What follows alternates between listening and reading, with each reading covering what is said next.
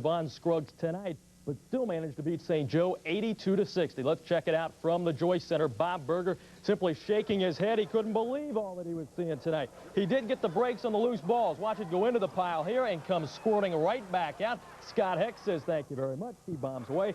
Cats were leading early. Andre Owens, 3 fouls in the first half. No problem. Firestone comes off the bench to fire in 11. Steve Austin was shaking his head. Chris Quinn tried to keep the Indians in it. 22 points, 10 rebounds. They would cut it to 9 at one point. Sean Taylor, though, turned an ankle. He was gone. Joe Von Scruggs hurt his hand. He was gone. No word on their status, but the story was the Indians simply couldn't handle the Cats' panic pressure defense. Eric Ford, 26 tonight, 50 last night, 96 for the sectional. The Cats make it 12 straight at the Joyce Center and win the sectional tonight. Final 82-60 over the St. Joe Indians. Well, the sectional game of the night figured to be in Michigan City tonight. Number 13 Elston met number 18 LaPorte in a third-time around showdown. The two had split the first two meetings, but this was for all the marbles of the sectional. Charlie Adams was there and has the story via satellite. 6,000 fans on hand. Saw a heck of a ball game in the first half. Michael Bush with a dunk for LaPorte. But Elston was the better team early on, an 11-1 run, keyed by the big guy Charles Macon. The junior had 27 points. Macon outside. Elston led 22-15 after one. In the second quarter, here comes LaPorte. Brett Swanson takes it in. LaPorte had a 13-3 run. Back and forth. James Williams with a monster dunk, but he is called for the charge. It doesn't count. LaPorte led 43-40 at the half. Second half, here comes Bush. A dunk festival. Back come the Red Devils with Williams skywalking. The crowd was going nuts. But then Bush would take his game to another level. The three-point play put LaPorte up 66-62 early in the fourth. And here comes Bush again, crashing the boards, putting it in. And LaPorte was in control. When they went to the delay game, Elston was history. Michael Wainscott, another three-point play. LaPorte up 80-70 with 2:48 left. The Slicers would nail their free throws and go on to win it 91-74, their second straight sectional. A crushing defeat for Elston. LaPorte moves on to the regional. Joe Otis was fired up. Our delay game we ran the last 4.5 minutes of the game I thought was really the key. The lead went from 6 to the final margin there. It's been a great year. We've lost one game in the last 100 days. What can you say? You're going back to regional where you came up a little short last year. Yeah, and I'm looking forward to it, baby, because I tell you, because last year I was on the team and I didn't get to play much, but I've been waiting for this for a long time. It's Hoosier hysteria. Yeah, that's it, you know, for all the little schools out there. In Michigan City, alongside field producer Dean Turkle, Charlie Adams, Eyewitness Sports.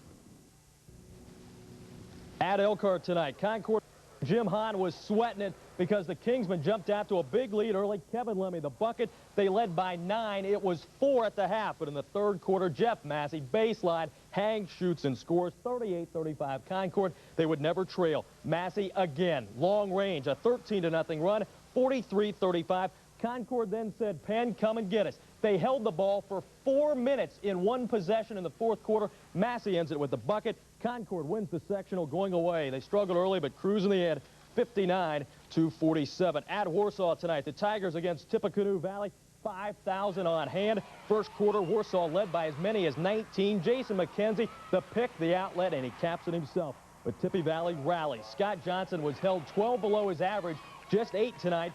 But Tippy Valley cut it to 4 at the half, 41-37. Third quarter, watch Eric Thompson work it inside to Kim Lee. Backdoor for the bucket. Tippy Valley Johnson then shoots. There's a mix-up underneath. McKenzie will rebound, and a little pushing and shoving going on at Warsaw tonight results in a technical against Tippy Valley. Warsaw, after the free throws, led by 7. They shoot 50 free throws tonight, and Warsaw hits 35 of those 50, and they win it 79-76. The final score at Plymouth. It was Glenn against Culver Military. First play of the game. The Falcons were flying high. Try Glenn's B.J. Walls over the top. Rick O'Connor for 2. And O'Connor was pulling the trigger from three-point territory. Right of the circle, stops and pops. Glenn was leading big. CMA tries to come back. Chad Strain into the lane and drains it. But it's O'Connor who kept coming with the threes. Watch him pull up in the corner and drill it from the corner. CMA tried to rally. Mitch Henderson comes back with a bucket, but Glenn wins tonight and takes the sectional 51-47. How about some other scores from championship night? In OT, La Crosse wins 56-54. At Valparaiso, get this, it was lights out. Power outage in the second quarter. Hobart was leading 22-20. They will resume on Monday night at East Noble. Westview by 7 over East Noble. Make it 10, 64-54. So the regional pairings at Michigan City tip-off 12 o'clock South Bend time. LaPorte against La Crosse. Riley awaits the winner of that game Monday night to play in Game 2 at Elkhart. Here's how they shape up. Warsaw and Glen in Game 1. 2 games. First game, LaPorte and La Crosse in Game 1. Good news for the Slicers. Game 2 was Riley and Portage. Bad news for the Wildcats. Charlie Adams was here with us. He has the story. Trouble from the start for Riley. 6'7" Rick Ute gives Portage a 7-2 lead. They led 13-10 after one quarter. Riley came back. Brian Pointer pushed the Cats up 22-18. Then it got crazy.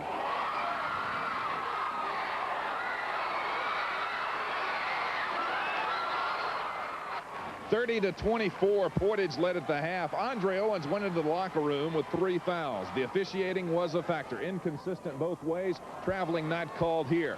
Riley caused 29 turnovers, but throughout the game they would get a turnover and then turn it right back to Portage. In the fourth quarter, after trailing for so long, Scott Heck's layup puts the Cats up 49-47. But with 3:45 to go, Eric Ford is called for the ticky-tack foul, his 5th foul. Tim Firestone would fill in the slack for the Cats. He scored 8 straight points in the fourth quarter, only 35 points during the entire regular season. Here he scores, and Riley leads 59-55. But here comes that turnover bugaboo. They get the ball, and then Portage takes it back. And the score, Doug Main scores with 1:30 to go. Game tied at 62. Then with 1:10 left, Owens picks up his 5th and final foul. The Cats were never the same. Heck running the show, turns the ball over. Portage would take advantage with 28 ticks left. Chris Haskell scores and is fouled. A 3-point play. That was the end for Riley. Portage wins in a stunner, 65-62. They end Riley's season. A very well-coached team and a very gutty team, and obviously came to play and deserved to win this one. We weren't really into the game, but I think Portage deserves a lot of credit for that. They did everything they had to do to beat us, and they won. Key factors in the game. Ford and Owens only had 16 each. Portage out-rebounded Riley 32-8, and Portage shot 40 free throws. Riley only shot 12. What about the officiating? What did you think? I thought it was terrible. Terrible, because I mean they called so many unbelievable fouls on us. You never thought you'd go out this way? No, not having it taken away from us. So the LaPorte-Riley final will never happen. Michael Bush, never a factor against La Crosse today. Battled foul problems the entire way. La Crosse jumped out to a 7-zip lead. Kevin Ketchmark had 29 points. They also led 10-2. Keith Zielkowski for the Slicers, soaring and scoring. But watch Scott Lawrence with the rejection. And then Matt Gudeman will nail it. It was 20-20 after 1. Lawrence had a great game, 23 points for the Tigers, but LaPorte eventually would wear them down. Mike Wainscott, the outstanding floor leader, off balance. He scores. Jason Cotton had a great game, has the slam here. LaPorte led 46-31 at the half. La Crosse never quit, cut it to 6 in the second half. But LaPorte had too much firepower, and the Slicers take it 83-71 to move to the championship game. Charlie Adams, Eyewitness Sports. At Elkhart, everybody was anticipating a Warsaw and Concord championship tonight, but somebody forgot to tell the John Glenn Falcons. Dean Huppert was at Northside Gym. He has the story from there. Not a ticket to be found at Northside Gym. Warsaw and Glenn squared off in the first game. The Falcons said they could play with the Mighty Tigers, but no one believed them. Dan Huizinga took it inside early. Glenn looked confident. The Falcons were supposed to be the team nervous, but Warsaw was the team on shaky ground. Rick O'Connor's shot to end the first quarter gave Glenn the lead, 14-13. Jason McKenzie was the lone bright spot for the Tigers. In the first half, he had 12, the only Tiger with more than one bucket. Another buzzer beater for Glenn. Kevin Winger before halftime. Glenn leads 30-26. Second half, you could feel the pressure mounting. McKenzie for 3. But Glenn's freshman Jason Groves fires right back. The Falcons had problems, though. Kevin Stedman picked up his 4th foul, so the bench had to come through. Nearing the end of the third quarter, Rick O'Connor, another buzzer beater. Glenn holding on to a 49-43 lead. Fourth quarter, still tight jaws. Tigers knew what to do. Tim Taylor inside. That closed it to a point, 59-58. Glenn still on top. Stedman got back into the game with just over 3 minutes left. That gave Falcons the much-needed boost. This shot put Glenn up 63-58 with a minute and a half to play. Warsaw tried the last-minute heroics, but Glenn didn't crack. They held on, and finally, with only a second left, they could breathe easy and enjoy the celebration. Tell us the feeling. Oh, it's wonderful, Dean. I don't know if I can describe it in words or not, but this is by far our best win that we've ever had in John Glenn history. I'm so proud of these guys. They just amaze me every time they come on the floor. They said at the pep rally last night, Monson guaranteed we'd win this one today, so we knew we'd win anyway. This is the greatest feeling I've ever had, you know. It beats everything. Fans were great. It really helps you if you get a little tired out there and you hear the fans. It sort of gets your adrenaline flowing and you get pumped up and you start playing better. Start thinking more. No stopping you now, huh? No stopping. We're waiting for Concord and we're ready for them now. What do you tell the kids after a game like this? This is an extremely tough one because really this group probably has come as far as any group that I've ever had. A tremendous group of overachievers, and they'll always be special. So the first game was what everybody expected, a close game. But game two was Concord and Westview. Just 3 weeks ago, Concord knocked off the Warriors 111-75. Former stars Ryan Yoder of Westview, along with Bill Much and Jamar Johnson of Concord, back from school to watch the action. The Minutemen waved their number 6 ranking early as Westview had trouble even getting a shot off. Concord controlled the offensive end also. Shane Bechter with the jumper, 24-10 after 1.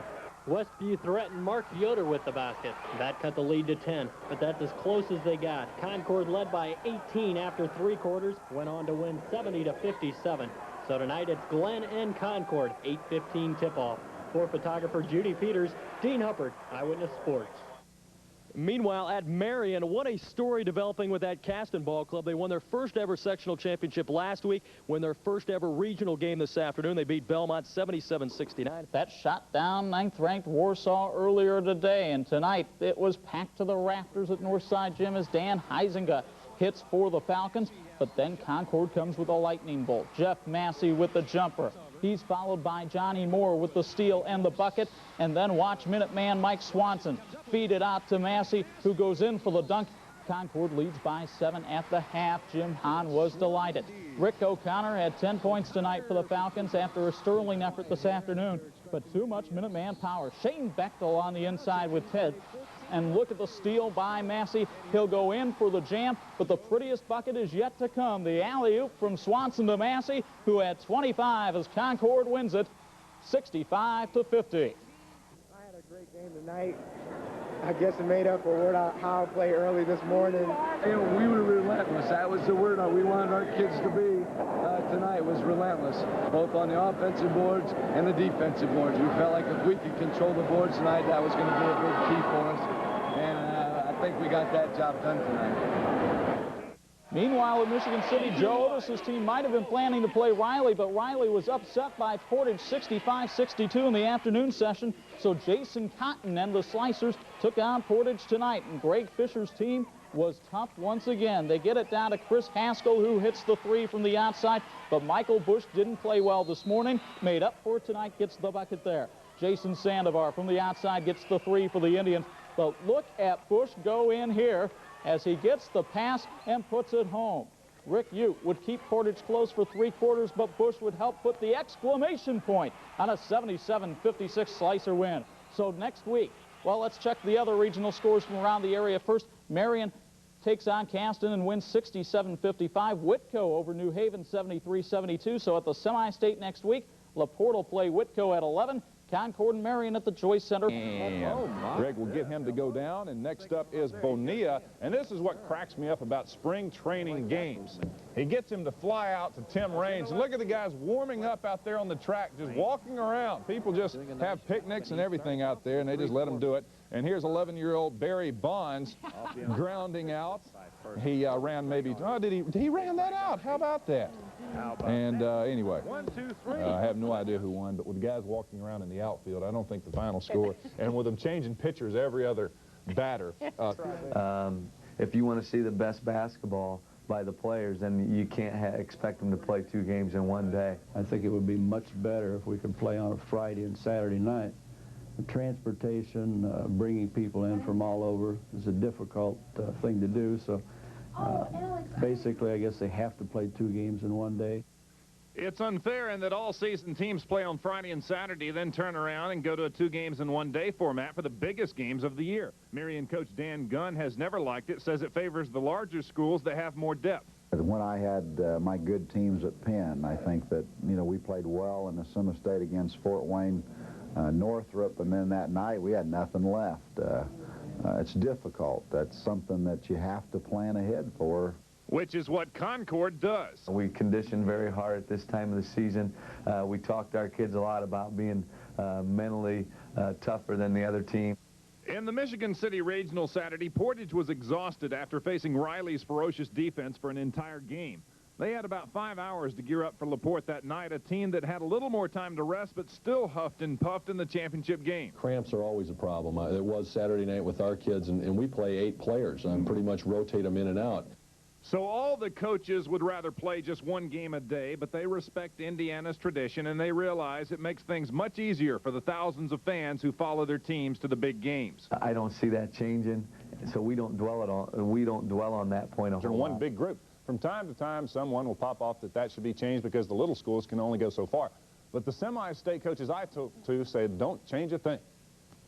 Well, I've been coaching basketball for years, so I'm from the old school. I still like 1 class. I think when the basketball is over in Indiana, you know who the state champion is. We don't have 5 different winners, so it's great to get 32,000 people in Indianapolis to see a basketball game. We're the only state where that happens, and fill the gyms for the sectionals and the regionals. I think Indiana has such great tradition in basketball that you'd really hate to see it change. You know, with the format of the sectional changing next year, I think that's going to provide some changes there. You know, we have a good thing going, I think, so if it's not broke, don't fix it. Concord plays Marion, LaPorte, and winner red-hot senior Michael Bush. He has been on a tear lately, making him the Burger King Athlete of the Week. The sign of a great player is he's there when his team needs him the most. Michael Bush has been there for the Slicers. In the sectional championship against Elston, he scored 28 points. Then in the regional championship, he poured in 32 points. Boy, in the big games, he's just been a ton. Michigan City, Elston, and Portage on Saturday night. He's played with a lot of heart, and you know, he's done that all year long for us.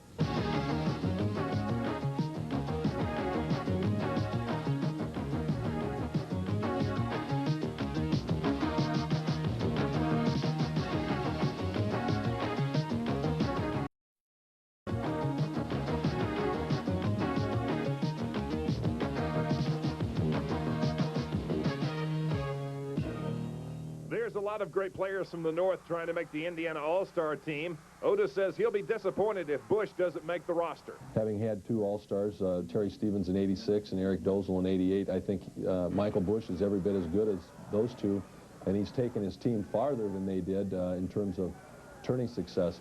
Bush has led LaPorte to their first semi-state since World War II. He's averaging 22 points a game on a team that's averaging 90 a game. He doesn't have the big numbers that some of the state's, you know, leading scorers and the, you know, Alan Hendersons and people like that. But on our team, he doesn't have to. We've had 7 different players lead us in scoring, and we're more balanced. We've tried not to become dependent on Michael. Michael Bush, the Burger King Athlete of the Week. And semi-state LaPorte plays Whitko. Whitko led by Steve Nicodemus, averaging 30 a game. Championship 8:15 South Bend time. All the games on AM 960. Tomorrow on the news at 5:30, we will analyze the LaPorte-Whitko matchup and the Concord-Marion matchup. The teams arrive tomorrow. Your fans are everywhere, Charlie. Whole field house in Maryland. Thanks. Reports that the Slicers may be the new kids on the semi-state block, but they're still the favorites against Whitko. Despite being one of only 4 Sweet 16 repeaters from a year ago, the Whitko Wildcats played the underdog role Saturday. But they're an underdog with plenty of bite. Oh, I'm sure we'd have to be the underdog based on our record, 15-8. The other 3 teams, a much better record, been playing well all season. At one point, we were 5-8. We won 10 in a row, so we're playing much better. Here's the Whitko guy to watch out for, 6'4" scoring machine, Steve Nicodemus. The lone returning starter is averaging 29.7 points a game, 3rd best in the state. Early in the season, we were trying to play Steve at a forward spot, and then we decided, with our ball handling being a little suspect, we moved into a guard, and we've been playing much better. Meanwhile, it's hard to imagine LaPorte playing much better. They may be the hottest team in the state right now. Well, I think we're trying to guard against the we're happy to be here thing. You know, we've won 17 in a row and 22 out of 23, and no one's beaten us soundly. Our worst defeat is by 2 points, so there's no reason for us to doubt ourselves.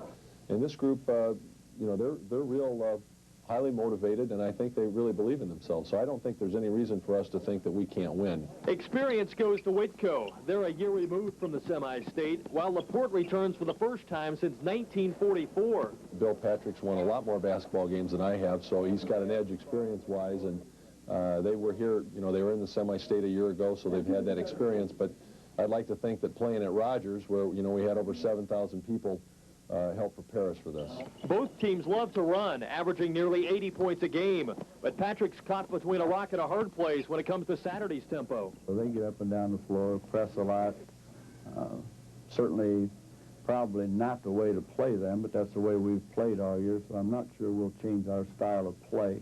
Tip-off in Game 1 Saturday, 11 o'clock. Lance McAllister, WSBT. Against Wisconsin Green Bay, Steve Smith hit a shot at the buzzer. So the Spartans move on in Tucson, Arizona, 60-58. That score is now 69 Utah, South Alabama 59 with 3 minutes to go. Looks like Utah will win that one. Midwest St. John's cruises over Northern Illinois. Texas eliminates St. Peter's. At the Southeast Regional in Atlanta, Arkansas eliminates Georgia State. Arizona State clips Rutgers by 3. And at the East Regional, Eastern Michigan drums out Mississippi State, and UCLA is shocked by Penn State in the tournament for the first time in 26 years. The Nittany Lions move on. How about that? Well, this has been a very exciting week in LaPorte. Slicers in the semi-state for the first time since 1944. This afternoon, they had a big-time pep rally to get in the winning spirit. Dean Huppert captured the enthusiasm.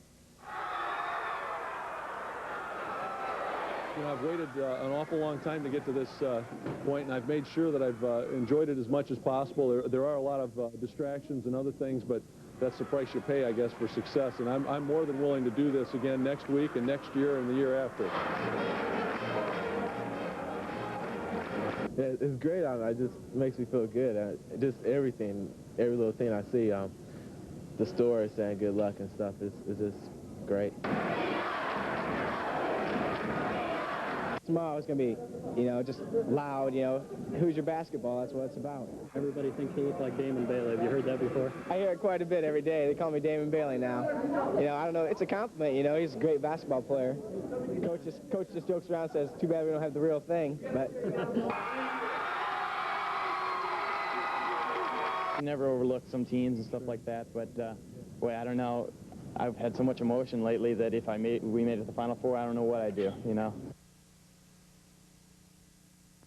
All right, at the end of every LaPorte practice, each kid takes a half-court shot for Joe Otis. If nobody makes one, the team runs. Well, today at the ACC, look at this. A school record 6 bombs went in. That was Aaron Bach, Keith Zilkowski. 6 of them went in. Photographer Mike Pease, his lens almost fogged up because of this, or maybe it overheated. Good gracious, Zilkowski, Swanson, all of them knocking them down. Whitco had better hope that tomorrow's game doesn't come down to a last-second LaPorte heave from half-court. Of course, they play the early game tomorrow at the ACC. Second game is Concord and Marion, 2 of the state's heavyweights when it comes to high school basketball. Tomorrow they'll collide in what should be an awesome semi-state matchup. It will be a special game for Concord coach Jim Hahn, as he used to be an assistant under Marion's Dan Gunn when the two were at Penn. Lance McAllister has more. Jim Hahn's position is an interesting one Saturday. He's trying to beat Dan Gunn, the man who taught him how to win. You know, I owe a lot of our success at Concord to Dan. I think, you know, he got the most out of every kid that he coached, and the kids always played extremely hard, and you know, that's one of the things that we've tried to carry over in Concord. And you know, we like to feel that our players play hard, and we try to get the most out of our kids, and you know, that's probably the biggest thing that we got from Dan. I think it's fun. You always want to win, because when you see each other the next time, well, you want the bragging rights, that's for sure. While Concord has reached the semi-state for the 4th time in 6 years, the Giants are making their 15th appearance in 17 years. It's a much different team than the one that lost in their last trip 2 years ago to St. Joe. 2 years ago, we were big, quick, strong, and this year we're small, slow, almost opposite. Opposite or not, they are on a roll. They're 20-5 and winners of 11 straight. Jim Hahn knows balance has been their key. They got a kid inside 6'5", the Springer kid. is a very quick inside player, good jumper, hits the boards hard, and he does some good things. They have two good perimeter shooters in McPherson and I think Clevenger. And, you know, so they've got inside-outside attack. Individually, they're probably not great. Together, they're very good. A team that likes to run and likes a fast break and probably plays best when they're getting an up-and-down-the-floor kind of game.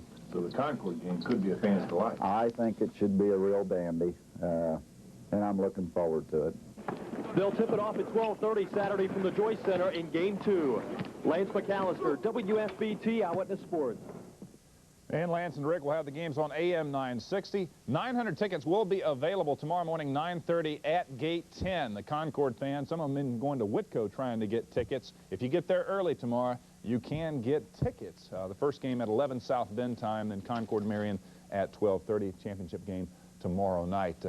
I tell you right now, it's tough to pick a winner. Yeah, and those LaPorte kids sinking all those baskets, maybe that means something for them, That Charlie. really could. That could be a special factor. Going all the way. All right, we'll be right back.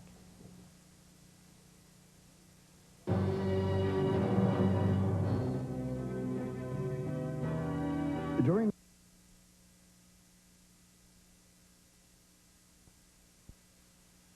State 9:30 at Gate 10. Some notes: Bulls won tonight over the championship game, but there were obstacles on the road to the Hoosier Dome. Let's start it out with LaPorte and Whitco this morning. Brian Zolkowski, 3 of his 20, got the Slicers on top, but then Steve Nicodemus put on a shooting display. 11 of 14 from the field, 11 of 14 from the line for the Whitco senior. Michael Bush brought LaPorte within 3, but it was not enough. Nicodemus had 36. Whitco wins 87. Marion. Jim Hahn's team came out looking strong. Look at Jeff Massey put it down, and then Richie after Jerry Freshwater's bucket.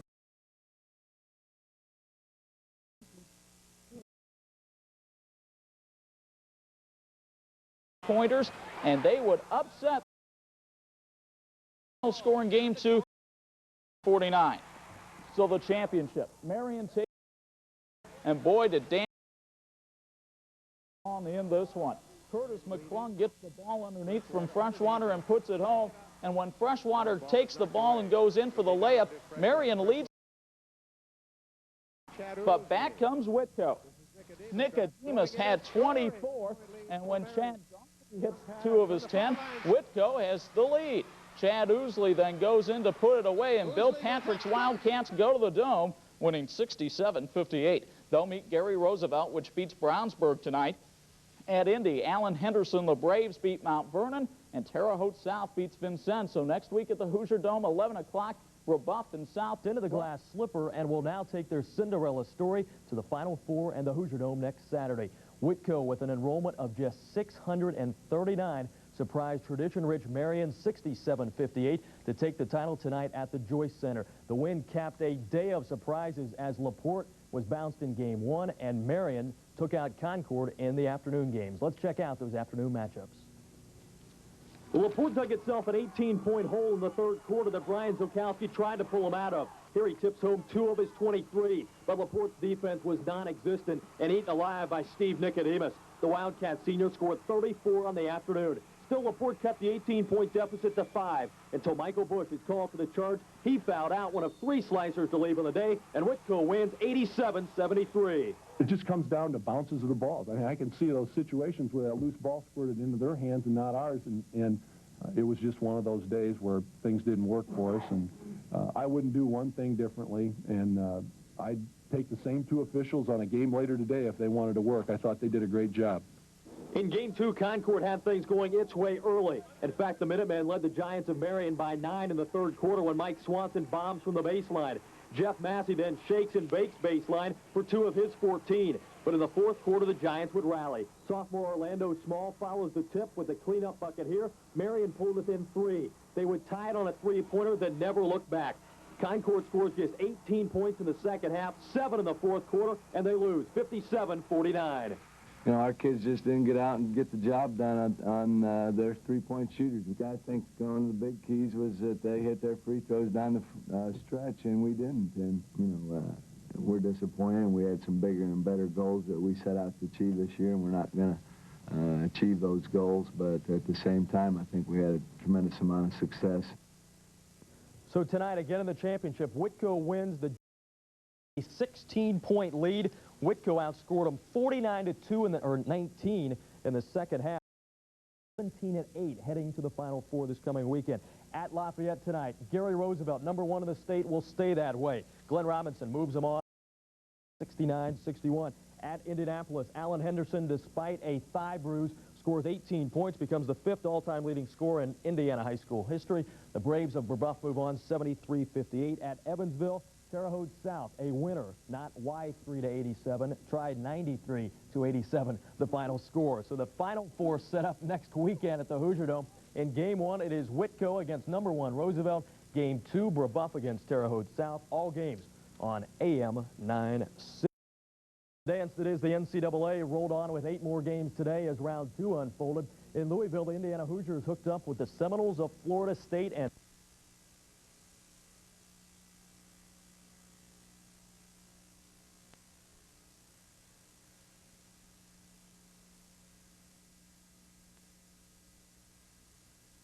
we had, I can't remember, why can't I keep forgetting the guy's name? The was running with the Wolves. Kevin Bacon. Oh, Kevin Bacon, yeah. Kevin told me about this thing in Connecticut. He lives up there in Connecticut, and you go to this game preserve, and they have a couple of wolves there.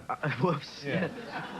At the Audubon Center, they have 2 wolves, and you can run with the wolves, and essentially all that is they harness you. I mean, they don't give you a leash. They strap you onto the wolf. Right. And then now these are young, ready-to-go wolves. These are wolves. Yeah. These are serious wolves. Feral animals. Yes. Yeah. Yes. Now, when they go running, Lupus Maximus. How long do they go?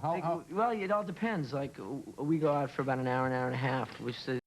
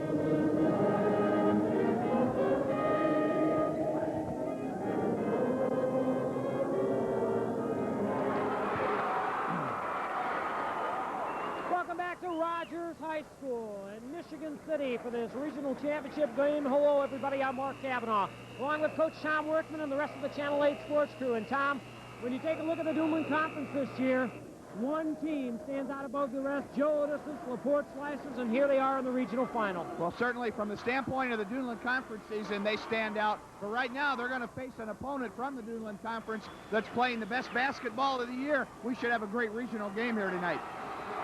course, the Portage Indians, who just came out onto the gym floor, out of their locker room, thrilled the crowd earlier today, picking up an upset win, 65-62 over the number 8 team in the state of Indiana, upsetting South Bend Riley. And Tom, it was just a virtuoso performance by the Indians and by the head coach, Greg Fisher. Well, Portage did what they did so well. They played excellent defense, and they ran a very controlled half-court offense, slowed Riley down.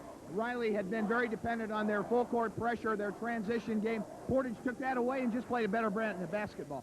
Of course, the Indians played the second game earlier today, and fatigue may play into it. When these two clubs met earlier in the season, it was a 58-41 win by Joe Otis and the Slicers, but now the whole regional title's on the line, a rematch of that 1988 championship game. Well, and certainly 1988 was a great game, and I just don't know if Portage has the same type of personnel that they had in 1988. But I do think you'll see a controlled ball game, at least attempted by the Portage Indians. The question is, was this morning's game, the emotional aspect of this morning's game, the fact that Portage played the second game, and the fact that Michael Bush didn't play a lot of minutes in LaPorte's game this morning, is that going to make a difference? And will LaPorte be a little fresher this afternoon?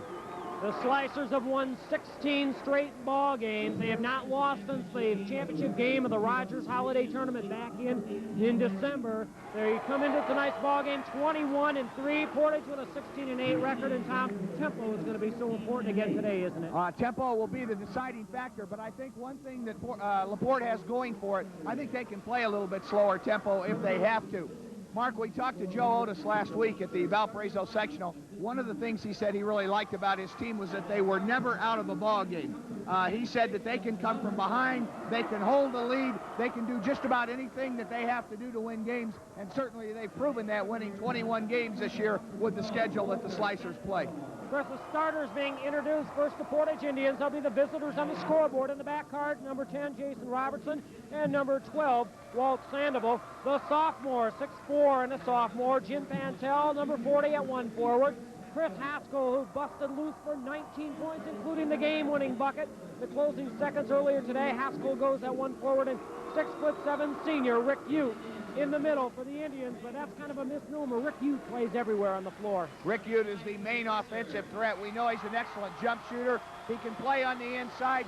One of the things that Greg Fisher was so happy with last week also was with the total game that Rick Ute played, not only offensively but also defensively, and he's going to have to do that again tonight.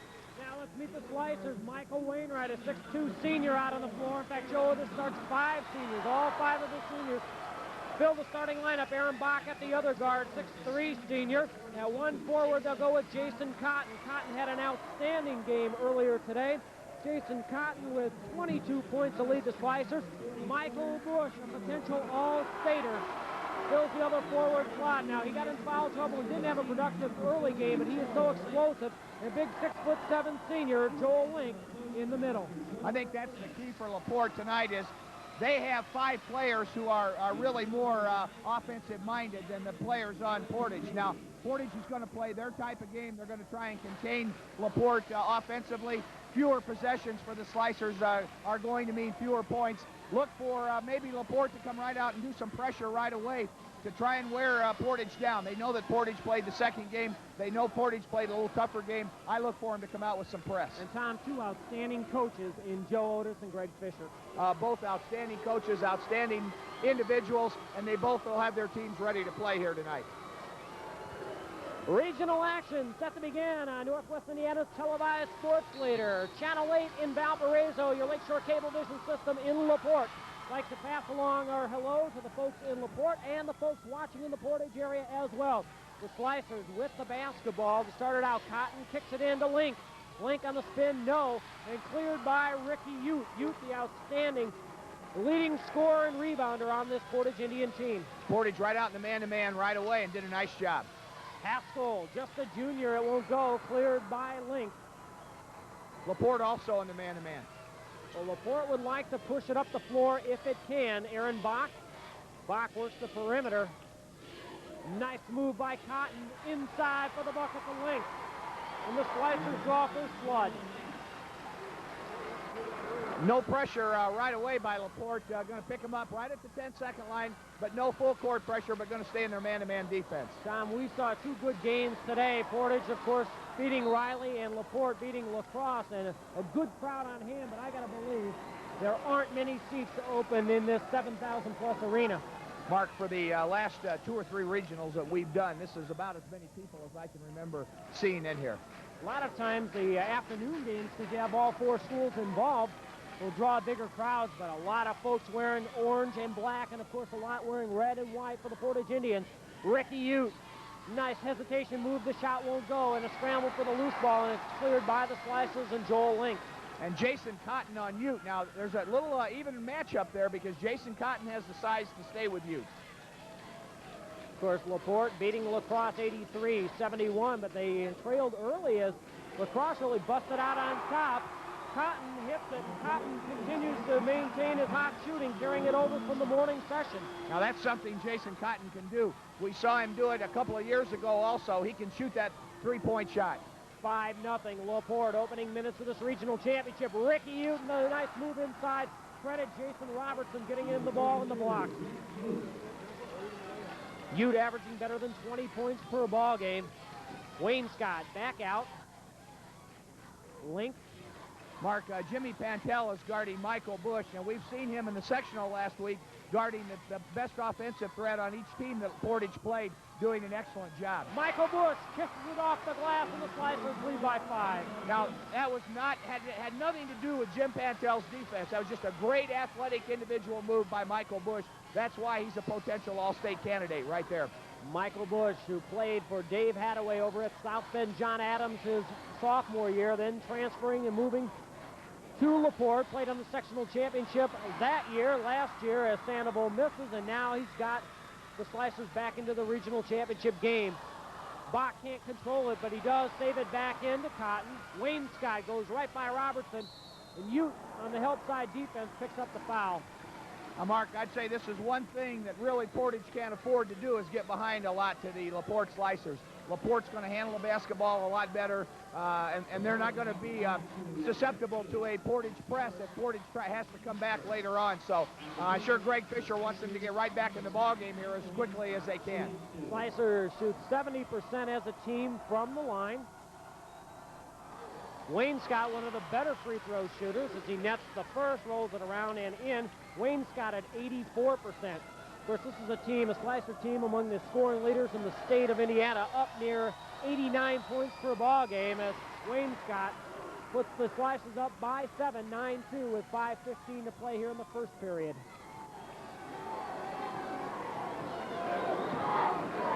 One thing that enabled Portage to stay with Riley today and also ultimately pick up the victory was getting Riley in foul trouble, but LaPorte is doing a better job avoiding the fouls. Robertson lost the handle but picked up the foul.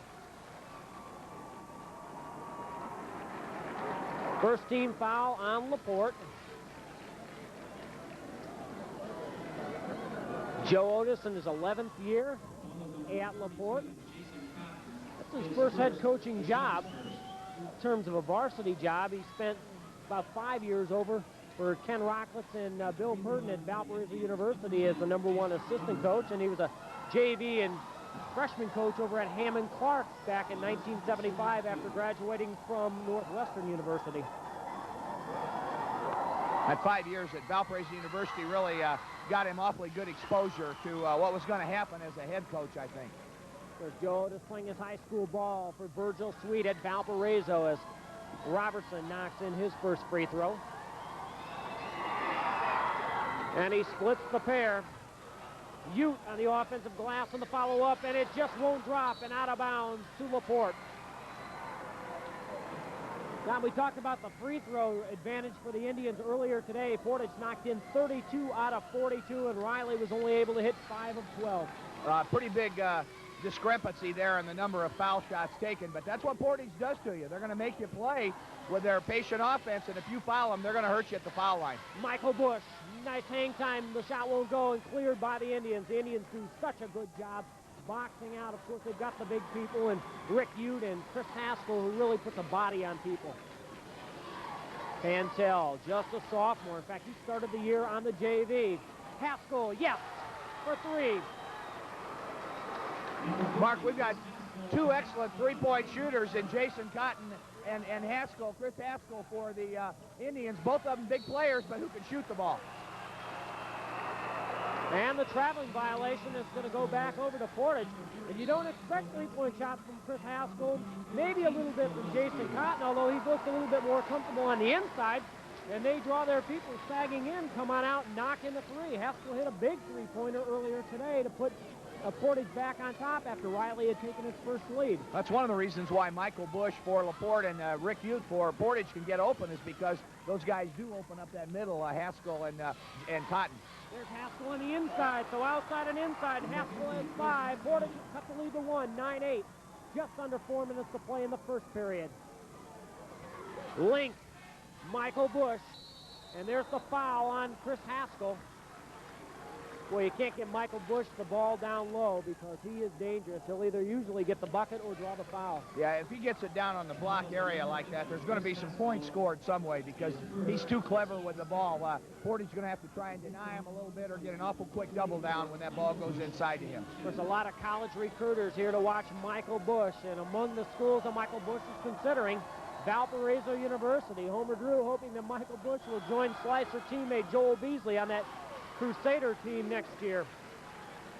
Bush now with 3. LaPorte up by 2, 10-8.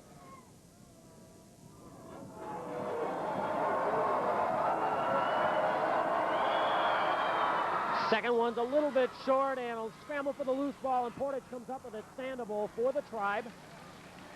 This Walt Sandoval becoming an instant hero, knocking the shot in Monday night against Hobart to force the first overtime in that big Portage double overtime win as Ricky Ute hits from the baseline.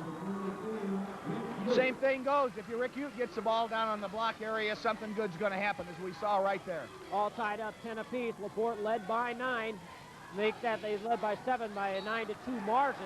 But the Indians have come back and scored 8 out of the last 9 points, and Portage with a chance to go ahead for the first time tonight.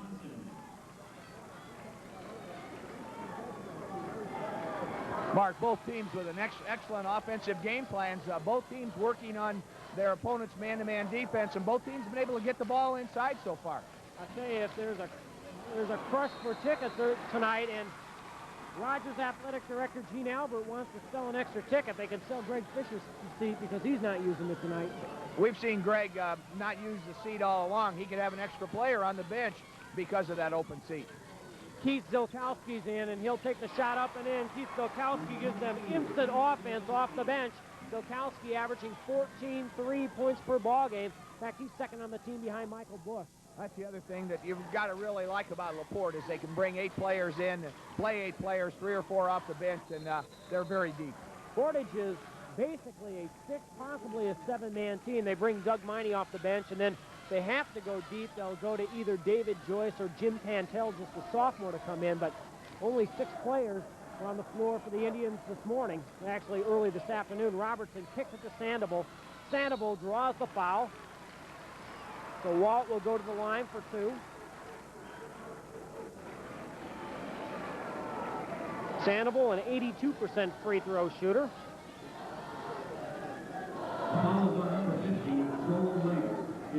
The Indians have won 5 straight. They beat Crown Point in the last ball game of the regular season.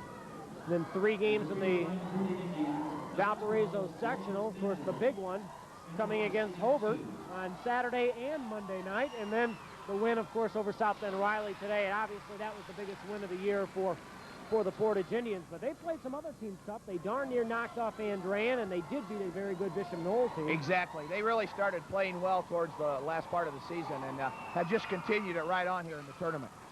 Sandoval hits the shot as LaPorte leads by 1, 12-11. Just about 2.5 minutes to play here in the first period. Michael Bush. Bush, and he won't get it to go. Cleared by Zilkowski. Keith on the follow-up. Of course, Zilkowski's twin brother will also see action tonight. Brian Zilkowski. He hasn't yet come off the bench for the Slicers. And Mark Zilkowski got away with a 2-handed push right in the back on that one. Was able to get that offensive rebound. But evidently, he did it at the right time, and nobody saw it.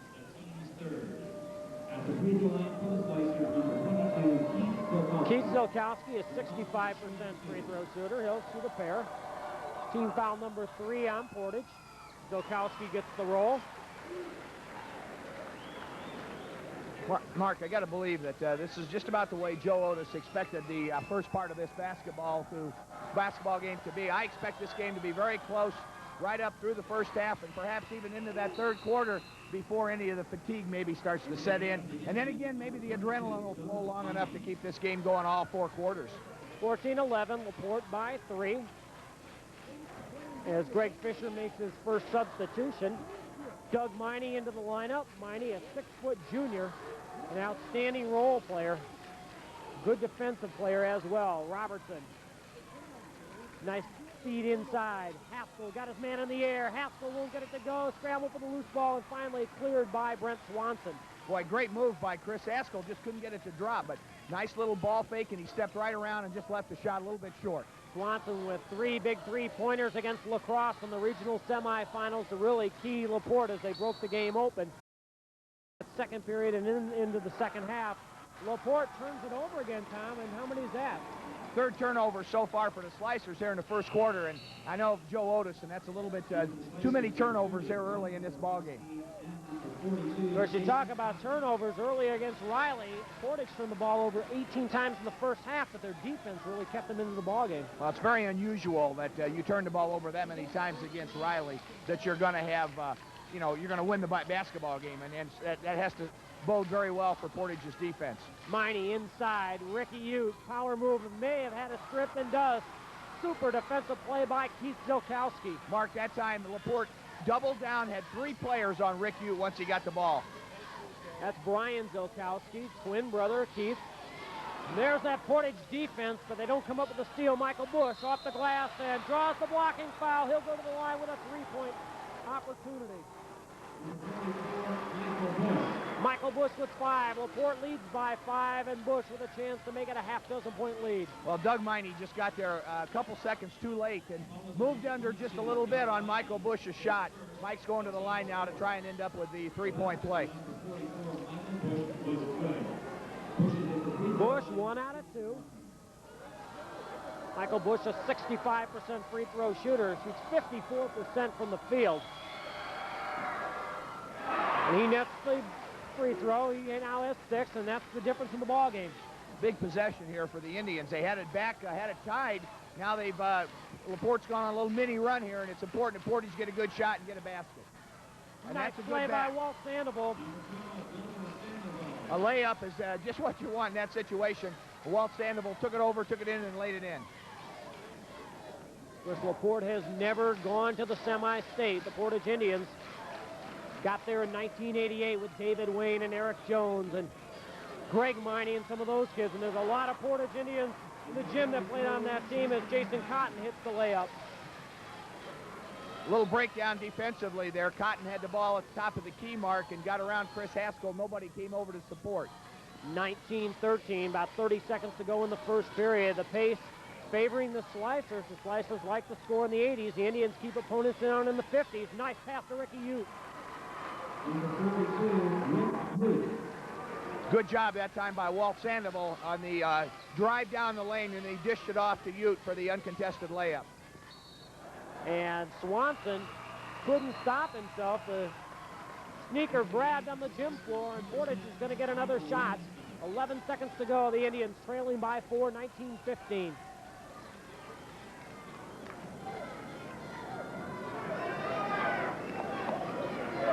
Robertson now at 10. 7 seconds on the clock as he crosses the timeline. Now down to 5. Sandoval for 3. Yes! And the Indians end the quarter with a momentum builder.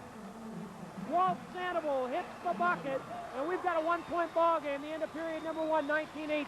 Shades of Valparaiso High School's double pick and take the ball to the opposite side with a skip pass. It's exactly what happened. Jason Robertson down the right-hand side, double pick set for Walt Sandoval. Sandoval to the 3-point line and drilled it. Period number 1's in the book, and the Slicers lead Portage 19-18, and we'll pause for this 30-second timeout.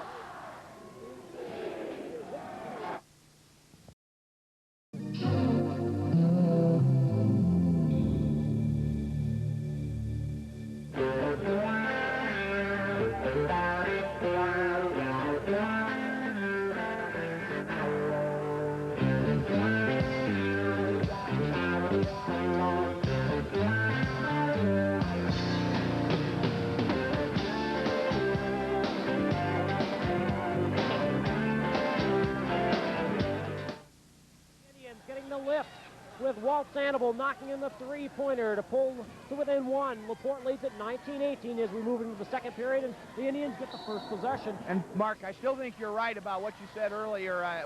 The pace is still favoring the Slicers right now because they're on pace to a 70-point game, and that's probably more points than Greg Fisher wanted scored here tonight. Sandoval to Robertson. Jason fires no. Cleared by the Slicers. Zilkowski got it over to his brother Zilkowski. Brian to Bush, and Bush hits the layup. Michael Bush with 8. 21-18, and Keith and Brian Zilkowski just work so well out on the floor together. Haskell. Ricky Ute off the glass and in. Well, Rick Ute's playing like a man possessed right now. They're getting the ball to him down on the block area, and he's making things happen. Rick Ute with 8. Ute had 18 points against Riley. Michael Bush answers back for LaPorte. And that wasn't a bad move right there on Michael Bush's part. Rick Ute, great defense. Michael Bush just double clutched it and was able to get the ball up and over and in the basket. Joe Otis with 152 wins, 3 sectional championships. All 3 times he's been able to move his team to the regional final, just to fall a little bit short, hoping that this is the time that he advances to South Bend and the semi-state. Haskell back out. Sandoval flew by his man. Nice pass to Haskell. And we've got a traveling violation as Haskell may have lost the handle just for a moment trying to regain it. It looked like he was in a good position to go straight up. Now, I can see, it was on the opposite end from us, Mark, so it's kind of hard for us to see, but I see the Portage coaches looking at Tom May, one of the officials, talking about push, and I didn't see it from here, but they thought that Chris Haskell was pushed. Brian Zilkowski in traffic, and we've got a 3-second violation. Boy, they caught Jason Cotton hanging in the lane. Yeah, I don't know who that was on, but it couldn't have been on Zlakowski because that would have been a pretty quick 3 seconds there, so it had to be somebody else. 6:20 to play, second quarter, 23-20, LaPorte on top. LaPorte in a little 2-2-1 now, half-court press. First time we've seen that. Haskell down low to Ute and out of bounds to Portage. Portage got the ball to the right place that time. Looked like when Rick Ute went up, Jason Cotton was able to hit the ball, knock it out of bounds. You know, the one thing that I've noticed watching Portage over the last several months is Ute knocks it in and makes it a 1-point ball game, Thomas. They don't take many bad shots. No, they're not going to take many bad shots, and right now they're doing a great job of getting the ball to Ute, and he's got the hot hand. Michael Bush, and Bush will go to the line. Bush with only 7 points against La Crosse, but he got into foul trouble and sat out probably about half the ball game. In fact, Otis thought he had a pretty comfortable lead near the end, and with Bush in foul trouble, wanted to keep him fresh for the championship game and sort of went to the 4 corners, and La Crosse was able to knock in a couple of 3-pointers and make it a tight ball game. But Bush obviously not showing the fatigue that some of the other players are in the early going in this ball game. Bush now 3 for 4 at the stripe tonight, 24-22, LaPorte by a deuce. 5:53 to play in the period.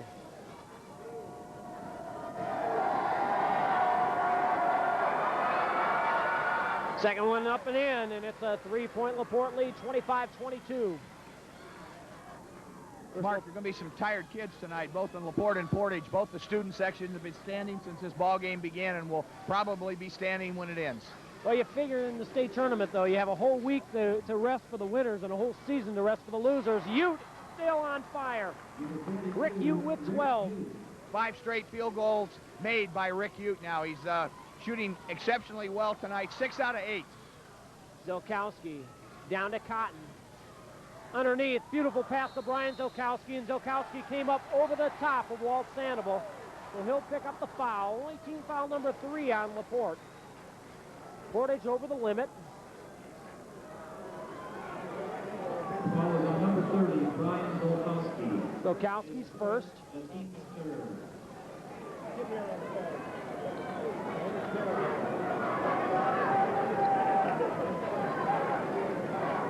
Sandoval down to Ute. Ute over everybody, yes. And what a ball game Rick Ute is having. Ute with 14, and really, Tom, LaPorte doesn't have anybody who's been able to step up and stop Rick Ute. They didn't have anybody close to him.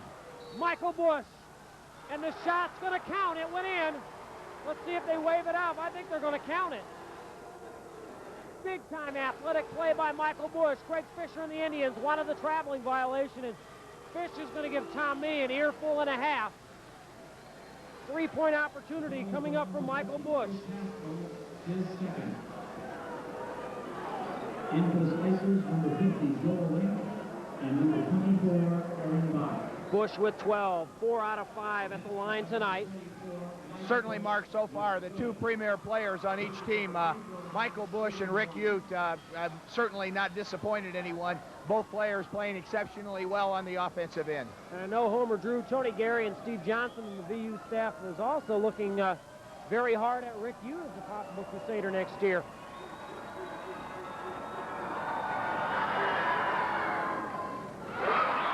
Bush and Ute putting on a clinic tonight for the crowd of, I got to believe, over 7,000. 28-26, LaPorte by 2. Rick Ute. And Ute draws the foul, so Rick Ute will go to the line for the first time tonight. In fact, Portage has been to the stripe only twice. The foul is on number 10, Michael Wainscott. Doug Miney's going to come in. He's going to give Chris Haskell a breather. Haskell started out the game hot.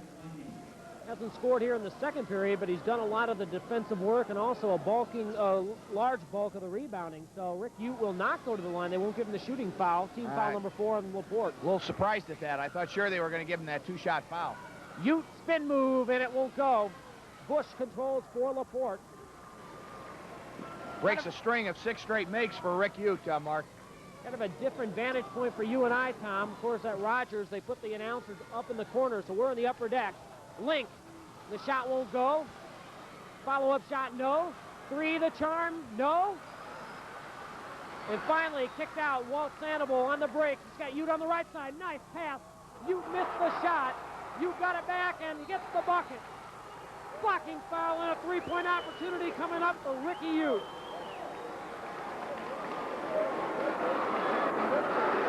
Boy, 3 things set that up. The intensity on the defense. They just wouldn't let Link get the bucket underneath. Then they got the ball to Sandoval on the wing, and Sandoval hit Ute with a layup. He missed that one, but Ute came to the other side, just kept going. Perseverance by Rick Ute. Unbelievable, because Joel Link had 3 little shots inside there that wouldn't go down, as you said, and then Rick Ute missed his first shot that was a relatively easy shot. But I think we got to give some credit to Michael Bush for bothering Rick Ute. Ute with 17 points already. He comes in averaging just under 21. Wainscott kicked out and cleared by Pantel. And what a sophomore contributor he has been. The poise he's shown in this regional. Pantel. Ute has Aaron Bach out on him. And now we get get a mismatch. Portage spreading it out a little bit now. They've got that 1-point lead. They're going to try and take some time off the clock here. Well, to those of you who earlier today in person, as you watch this on the tape delay, this is nothing unusual. Same type of thing that they did against the Riley Wildcats, but it's not a total delay. If there's a seam, they'll go hard to the bucket. That's something they've done all year. And they look for those backdoor cutters. You can see they start out high and go off of the cuts down towards the paint area, and if there's an opening in there, somebody will get the ball for the layup. Portage on top, 29-28. Several times it looked like LaPorte was on the verge of opening up big leads. Joe Otis off the bench. He's setting his defense. One thing Joe told me earlier this week, he said with a team like his, regardless of the score, they're never out of it. They've got some explosive offensive players, but they excel on the defensive end as well. Sandoval splits the defensive coverage, but there's the takeaway. Miney kept it alive for Portage. Look at that. You got to love it. Floor burn city out there, Tom. These kids are going down and getting down and dirty on that floor. The jump ball situation goes over to LaPorte, but boy, when you can hear skin hitting hardwood all the way up here, you know those kids are hustling. They were going after the basketball, both teams going after it hard. Jason, Sandoval. Walt Sandoval thought he had an opening there. LaPorte slapped it away. The Portage coaches are wanting a little arm on that slap away, too. Greg Fisher's got the jacket off. 2:41 to play in the first half. As Swanson can't get it inside, kicking violation, back to LaPorte. Well, the body's still up. The Portage student body's still up.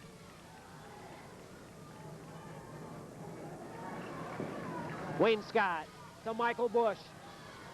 Bush getting a nice screen from Cotton. The shot won't go. Cleared by Ute.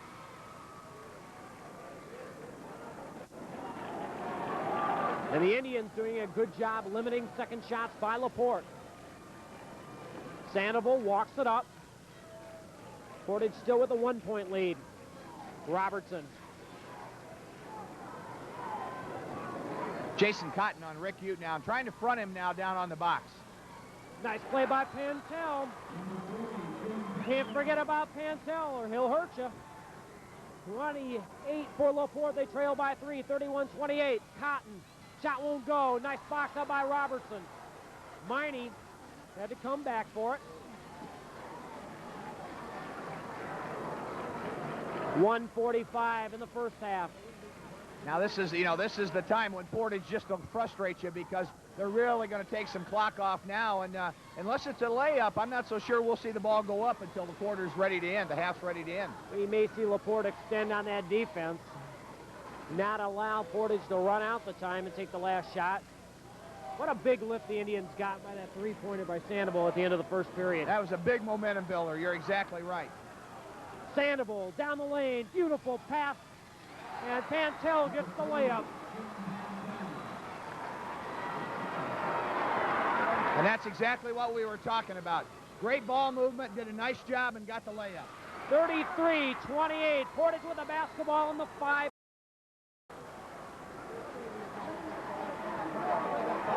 And again, Portage shows its patience. The winner advancing to the South Bend Semi-State 1 week from tonight. Semi-State, of course, on alternating bases for the next couple of years. 1 year down at the Fort Wayne Coliseum, then at the Joyce Center at Notre Dame. Miney, yes!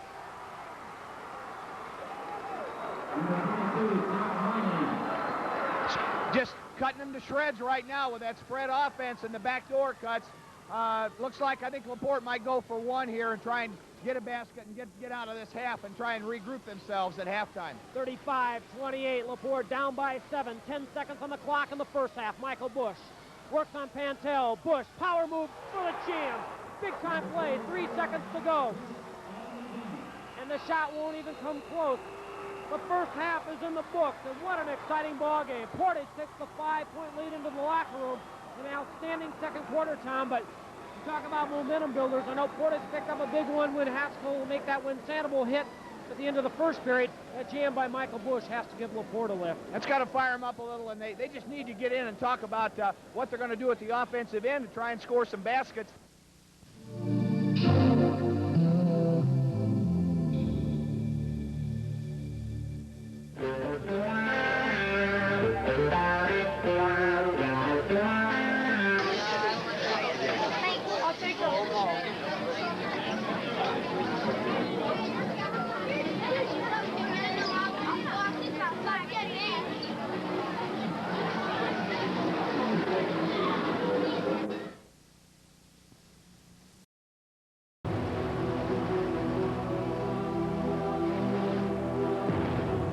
Tonight, Dolores had a few drinks, did some, ended up another tragic story. Well, from the Portage standpoint, Mark, I would think that it's exactly the game plan that they had wanted. Maybe a few more points than Greg Fisher thought might have happened, but fortunately for him, they were able to get that lead late in the second quarter, spread LaPorte out, and just cut him to shreds there at the last part of the quarter, and shot almost 63% for the first half. LaPorte not shooting at that themselves at 48%, but right now Portage just playing excellent. Tom, if you're looking for big nights out of the marquee seniors, we've got it tonight. Michael Bush and Rick Ute each with 17 points. Boy, as we pointed out before, those two are the premier players on their teams, and they are just really putting on a show here tonight for this big crowd here at Michigan City. Well, the second half set to begin, so let's grab our seats here at courtside and get set to go. 35-30, Portage on top. The Indians with the basketball. They'll come out with Robertson and Sandoval in the backcourt. Pantel, Ute, and Haskell in the front line. The original 5 starters out on the floor for Portage. Ute lost the handle. Scramble for the loose ball, and Portage comes up with it. Keith Zilkowski in the starting lineup here in the second half. He came off the bench to start the ball game as Robertson just took it away from Wayne Scott. Ahead to Rick Ute. Ute on the easy bucket, and the Indians now in the 7-point lead, 37-30. Biggest lead of the night for Portage. Wayne Scott went down and tried to go between his legs and just turned it over. Robertson took it away from him. Ricky Ute with 19 points. Michael Bush with 17 with the basketball for LaPorte. And we've got a double dribble violation.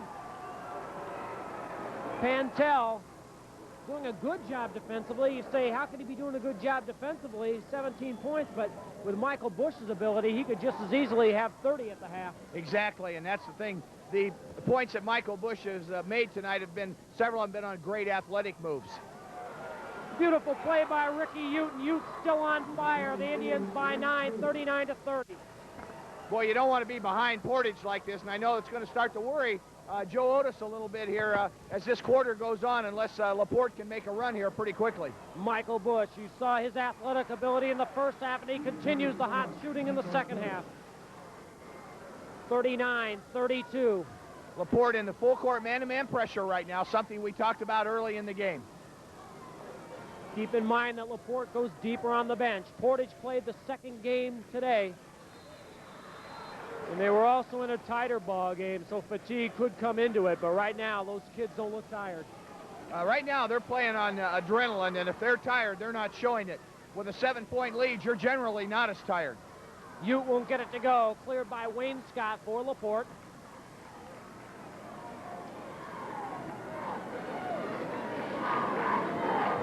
Cotton on over to Keith Zilkowski. Bush on the baseline. Getting a little bit of help. Blocking foul on Pantel, and the bucket's going to count. So Michael Bush continues to carry the Slicers. Bush now with 21. Three-point opportunity coming up from Michael Bush. The basket by number 44, Michael Bush, was good. Bush is at the free throw line shooting 1. You know, Joe's had a lot of good ball players. Terry Stevens, Eric Dozel, an all-stater, but he says Michael Bush may be the best out of the lot as Bush picks up point number 22 for himself and 35 for the team. 39-35, the Indian lead now down to 4. Sandoval beats the pressure. They just cleared out against this man-to-man pressure, and their Portage guards certainly are good enough to just clear the ball out, and they can bring it up the floor. Well, they did a good job against that Riley pressure earlier today. It was more of a full court opportunity or full court situation as Sandoval won't get the shot. Cotton clears for LaPorte. Portage is going to have somebody step up and help Rick Ute out with the scoring here in this second half. Cotton, nice pass. The shot won't go, and scramble for the loose ball, and it goes out of bounds off of Robertson, so LaPorte's going to have it. Zilkowski missed a cripple there, and he's not real happy about it, but he'll get another shot here. Zilkowski, an outstanding baseball player as well. In fact, 5 Slicer players were on last year's state championship team for LaPorte. Jason Cotton, Aaron Bach, Brian and Keith Zilkowski, along with Mark Edwards. So a lot of multi-sport athletes over at LaPorte. Fouls on Haskell. That'll be his 3rd. That could be some trouble. He's got to be careful. He don't want to pick up his 4th foul here in the 3rd quarter. Keith Zilkowski's 2 for 2 at the stripe. 65% shooter at the line. Doug Miney's going to come in.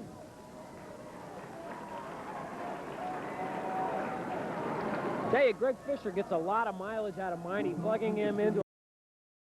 That's the thing. He brings Doug Miney in and shifts some people around, and basically he'll play with a 3-guard type of offense now. Miney's got some bulk on him, so he'll play the defensive role underneath. Sandoval and Robertson both only about 160 pounds. Zilkowski missed the pair, and the Indians come away with it. Miney on the board. One thing it does do, Tom, it gets another ball handler into the lineup. Robertson, a little bit short. Ute on the follow-up, and he's fouled.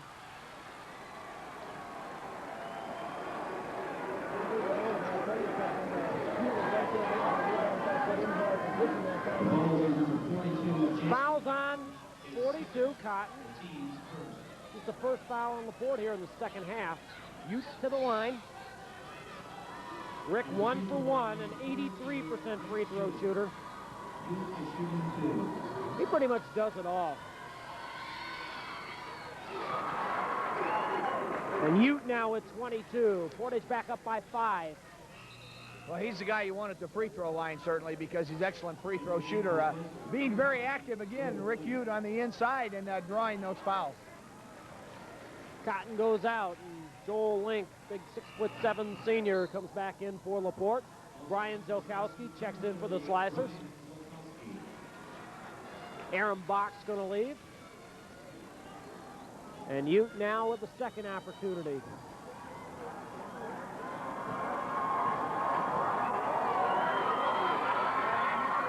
Up and in. Portage by 6, 41-35. 5:15 to play, third period. Wayne Scott. Zelkowski, that's Brian. On over to brother Keith. Inside, nice play to Wayne Scott. We'll break down on the Portage defense because Wayne Scott had a clear layup there and was able to get it down. Wayne Scott had 15 against La Crosse, comes into the game averaging just under 11. Ute, a little bit short, scramble for the loose ball. Ute with the long arms, got it, and he's fouled. Boy, Rick Ute just reached all the way behind him and snatched that ball out of the air. Ball bouncing around there, and Ute was right to Johnny on the spot and got that rebound, actually a tip by LaPorte. Ute 3 for 3, still perfect at the line. He has 23. More importantly, the Indians still lead LaPorte 41-37. Keep in mind, LaPorte had an early 7-point lead, then upped it to 8 points later in the first half. And Ute continues to excel. 24 points unofficially for Rick Ute.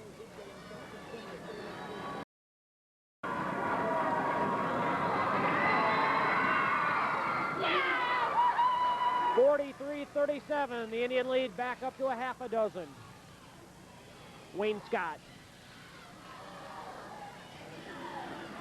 Looking. The Portage defense doing an outstanding job on LaPorte. And there's the throwaway. Zelkowski couldn't get it down to Wayne Scott. Actually, it was a good pass, or the right idea, I should say. He just got a little bit too far away from Wayne Scott, but he was wide open. Some full court pressure by the Slicers. Good shooting team, 34% from outside the three-point arc, better than 51% from the field. So Joe Otis has some folks who can fill it up in a hurry. Spread again for Portage. Miney. Pantel. And there's the foul on Zelkowski. Team foul number 3 on LaPorte. I believe that may be Brian Zelkowski's first. It'll be a second as we check. So 2 on Zelkowski, 3 on the team. Aaron Bach's back in. Michael Bush is going to get a breather. Tom, how much energy do you use up trying to guard that spread offense? I use up a lot of energy. Foul in the corner there. You use up a lot of energy on that spread offense, especially when you see yourself down 5 or 6 points and you're using up more energy because you want the ball back so badly. But and Portage job with it.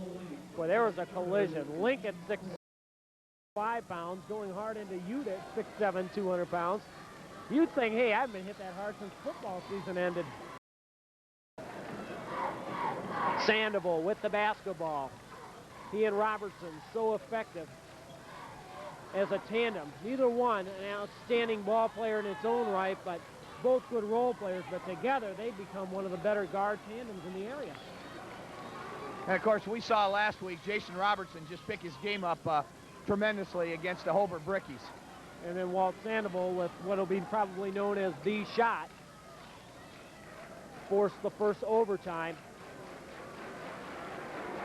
Greg Fisher directing traffic. 3:30 to play in the third period. Portage with the basketball and the 43-37 lead. Miney doing a nice job keeping his balance. Out of bounds to Portage.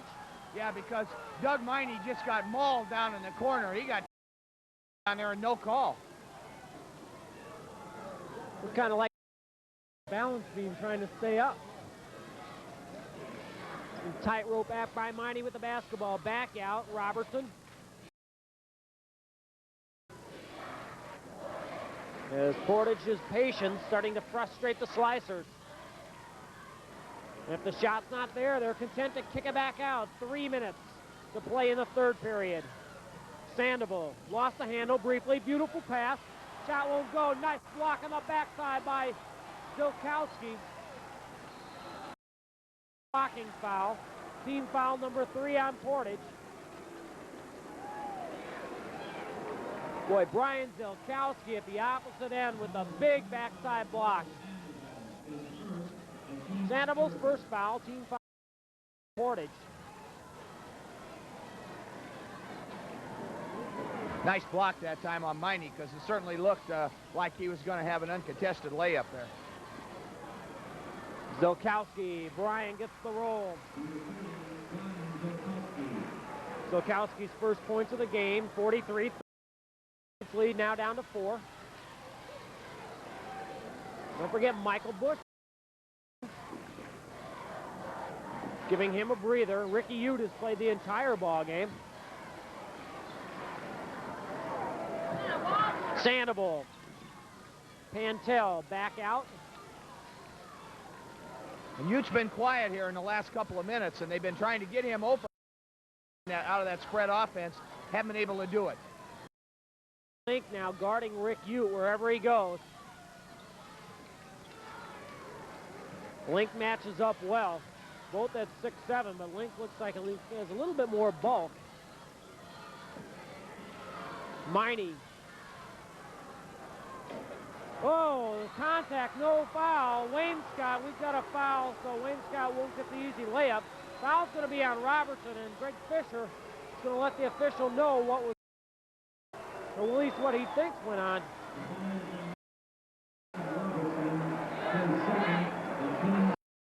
You can hear the skin on skin all the way up here, Tom. Well, LaPorte's being a little bit more effective on their double teams here the last couple of times down, and Portage has had a little difficulty out of the spread offense. Second foul on Robertson. Greg Fisher wants to talk things over. Timeout on the floor. 1:48 to play in the third period. Portage on top by 4, 43-39. And Tom, you look at this game, and what a fantastic regional it has been, but there's been some great action all around the state, including over at East Chicago. Yeah, I've got the reports on the East Chicago Central Gary Roosevelt game, Mark, and fans will have probably already read about this, but an overtime basketball game, and Glenn Robinson, potential Mr. Basketball, made the big basket at the end of the game.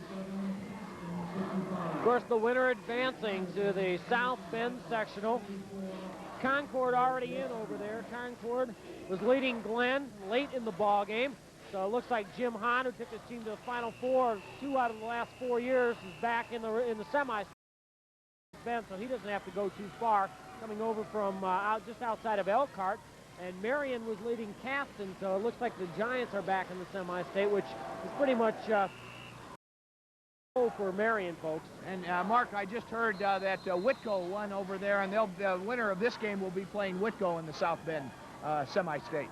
Whitco, outside of the Fort Wayne area, coming out of that Fort Wayne regional, and the shot was missed, so Portage gets the basketball back, and the foul is going to be on Brian Zilkowski. Team foul number 5 on LaPorte, so now Portage is in a bonus situation the rest of the way. And as we have seen all season long, Portage shoots extremely well at the line, up near 75% as a team. Well, that's one thing that has to please Greg Fisher here with 9.5 minutes to go in this basketball game. Portage in the 1-and-1 for the rest of the game, and if they can keep this lead and make LaPorte foul them, that's a good sign for the Indians. Sandoval knocks in the 7. In fact, Sandoval's the first Portage Indian besides Ute to score here in the third period. You know, Mark, it's just real tough to really put a lot of pressure on the Portage Indians because so well, and they do shoot the free throws so well. Sandoval nets the pair, 45-39, the lead back up to a half dozen. 1:30 to play in the period. Wayne Scott right by Robertson, and he's fouled by Ute. You know, for as much as Rick Ute is in the middle of that action, both offensively and defensively, he doesn't get into foul trouble very often. No, he's a very intelligent player and plays it very intelligently. On that one right there, he just couldn't let Wayne Scott get that uncontested layup, and it's only his second foul, so he was in no danger. So he went up and tried to block the shot. Wayne Scott may be the best free throw shooter on this LaPorte team at 84%. Rattles at home. He's 3 for 3 tonight. Kind of an unorthodox style. He comes up on his front of his foot, up on his toes when he releases, but it's effective nonetheless. Wayne Scott hits the pair. He now has 6 and the lead's back to 4. 45-41, 1:28 to play in the period. Now a 1-2-2 half-court trap out of LaPorte. Michael Bush up on the top. Miney back out. Sandoval splits the defense. Up end, just won't get it to go home. Cleared by Link. Here comes Wayne Scott and LaPorte. Boy, got it right where he wanted it. Walt Sandoval did, just couldn't knock it down. Zilkowski for 3. Brian Zilkowski. Zilkowski with 5, and Portage's lead is now down to 1, 45-44. Boy, that woke up the Slicer fans. And there's the takeaway. Michael Bush, showtime, up and in, and the foul. Michael Bush is going to go to the line.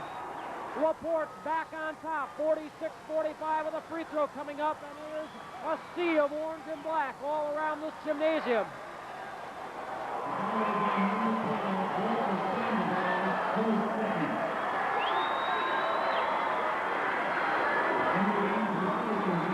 Tom, if the three-pointer didn't wake up the crowd, Michael Bush's three-point opportunities threw a bucket of water on the crowd because they're all up now. There's a lot of orange floating around now all of a sudden, and of course a big boost for the Portage Indians because that takes, or for the LaPorte Slicers, I mean, because that takes Portage out of at least a little bit of their delay game, although they may hold it here for the last shot with only 41 seconds to go in the quarter. Bush now with 25, and LaPorte goes up by 2, 47-45.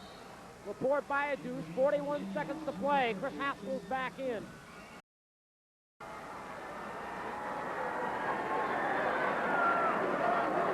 Miney comes out, Haskell's back in for offense. If Portage goes to the line, we may see Greg Fisher make the switch and get Haskell out of there so he doesn't pick up his 4th foul. They may hold for 1, though. Down to 30 seconds, in fact, unless they get a layup or a turnover. I think that's what the Indians were going to do, but Portage turns it over, and LaPorte's got a chance to build on its lead. LaPorte now going to take it down and get the last shot of the quarter, go away with anywhere from a 2 to a 5-point lead here to start the 4th quarter. Wayne Scott now with 8 seconds to go in the period. Down to 5. Bush on the wing. 3 seconds. Michael Bush for 3. Won't go, and cleared by the Indians. So we've got 8 minutes of basketball still to be played. The LaPorte Slicers on top of the Portage Indians, 47-45, and we'll be back for the 4th and what we think will be the final period of play in regional competition right after this 30-second timeout.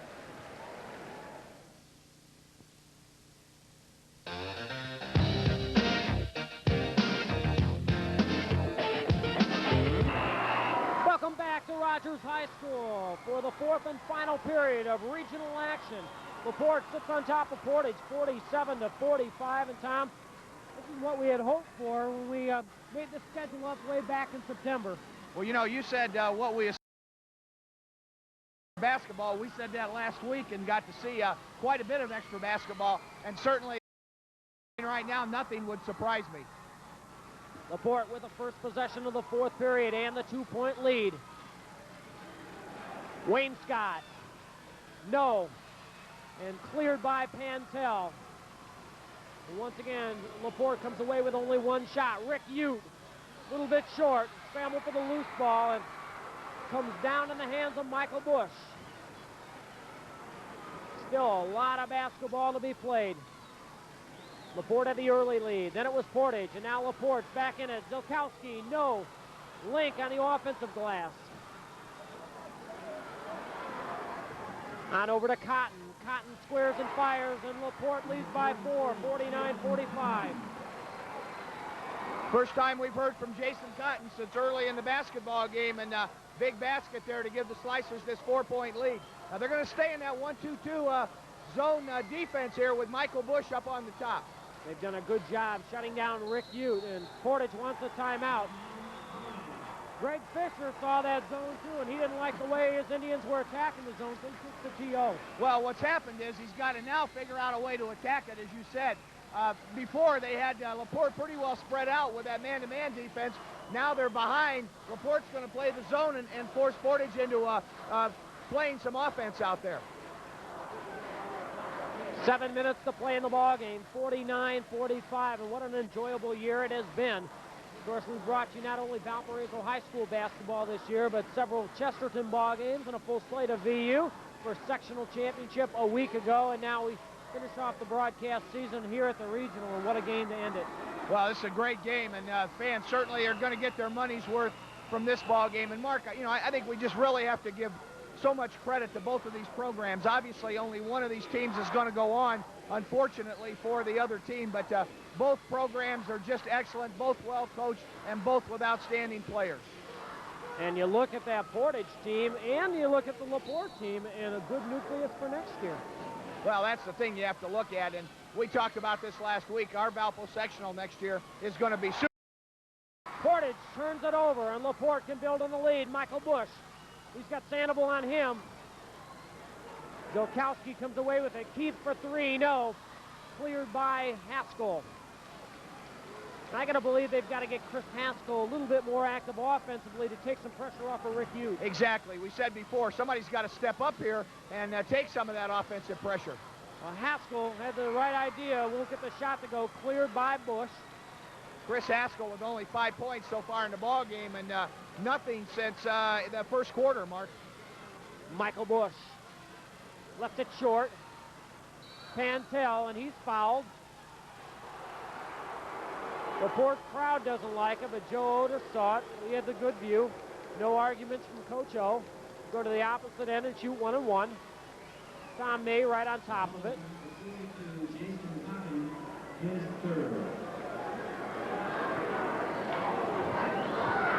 Go to the stripe, Pantel. First time he's been at the line. Boy, here's a kid, Mark, who doesn't get very much ink and doesn't get very much publicity, but he does a lot of the dirty work for the Portage Indians.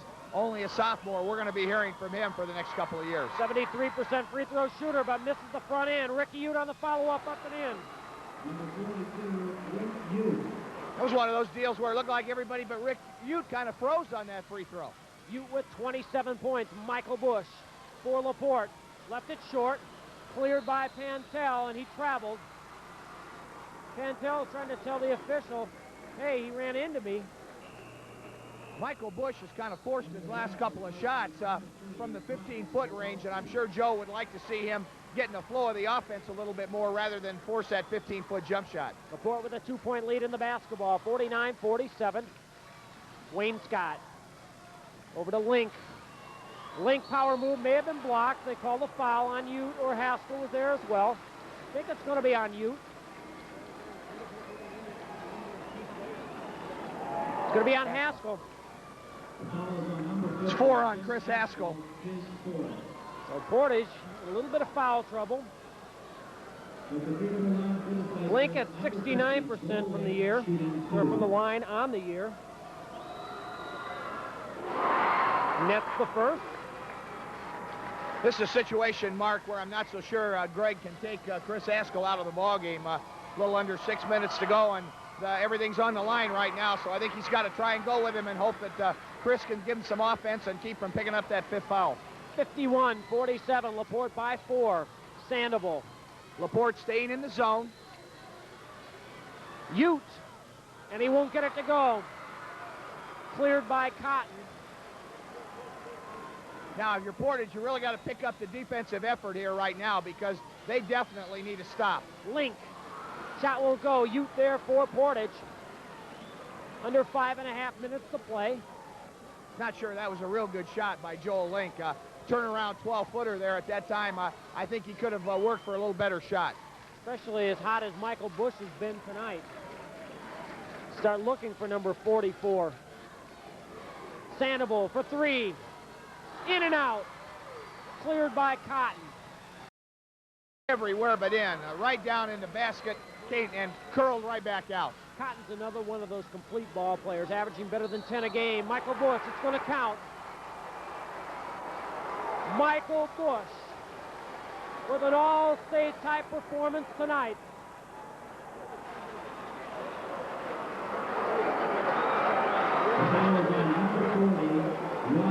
Bush unofficially with 27. 53-47. It's a 6-point lead, and Bush can make it 7. Well, maybe the rest in the morning game really helped Michael Bush. Now, Mark, right there you saw why I said that Michael Bush doesn't need to be shooting a 15-foot jump shot. With his athletic ability, he's going to make those kind of shots.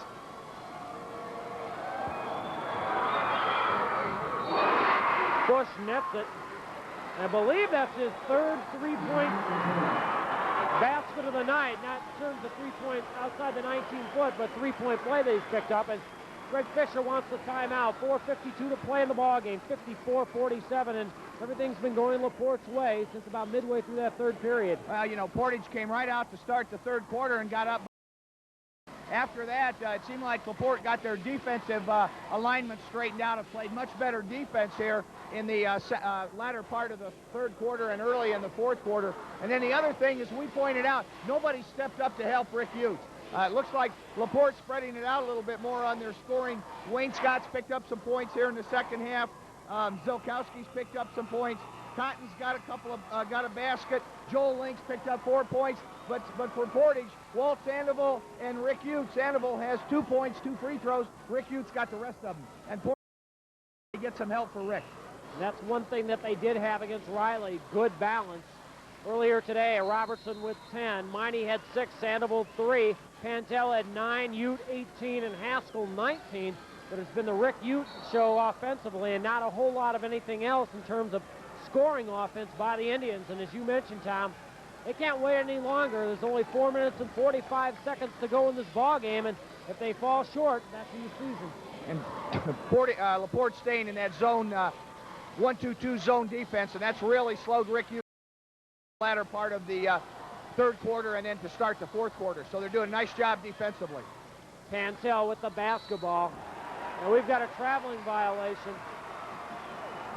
That's 8 turnovers in the second half for the Indians also, which has hurt them.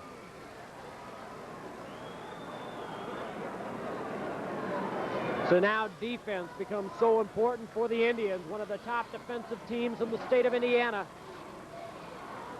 Wayne Scott kicks it out. Zilkowski with the basketball. Now Joe Otis may look for a little bit of patience in his offense. And he's going to spread it out a little bit and try to get Michael Bush isolated low if he can with that spread out there. It's going to be real tough to handle him. He's got the 7-point lead and the basketball. The clock ticking now down below 4 minutes. Michael Bush, Pantel out on him. Pantel with 3 fouls. Chris Haskell with 4. Cotton. Zilkowski. Boy, 2 teams so patient and execute their little spread outs so well. Link flew right by Ute and got the easy bucket. 6 points for Joel Link, 56-49, 9-point lead, biggest of the night for LaPorte. And Portage is in need of a bucket this trip down. Ute, the senior. Yes. That's what you do. You get the ball to the guy that you brought to the dance, and that's certainly what Rick Ute did. Got a big basket for Portage there. 56-49. Rick Ute with 4 points in the fourth period. He now is 29 unofficially. 3 minutes to play in this regional championship game. The winner to meet Whitco in the South Bend Semi-State a week from tonight. Mark, the thing that's so neat about this particular group of kids out here on both teams, the big guys handle the ball so well. You bring them out away from the basket, they handle the ball, they shoot free throws, they do things that you just love as a coach. Joe Otis picking up a Stoneland Conference champion. Back DAC, they shared it a year ago with Bob Punter and the Valparaiso Vikings. This year they won the DAC outright, and then their second consecutive sectional championship. And now they're 2 minutes and 25 seconds away from their first trip ever to the semi-state. And they've taken about 45 seconds off the clock there before the foul. This is an extremely dangerous LaPorte team because they can win in so many different ways. I think you're exactly right. I think they're going to go into these, if they win this basketball game, and certainly things are going very well right now for them, they're a threat to win the semi-state. They have Final Four potential.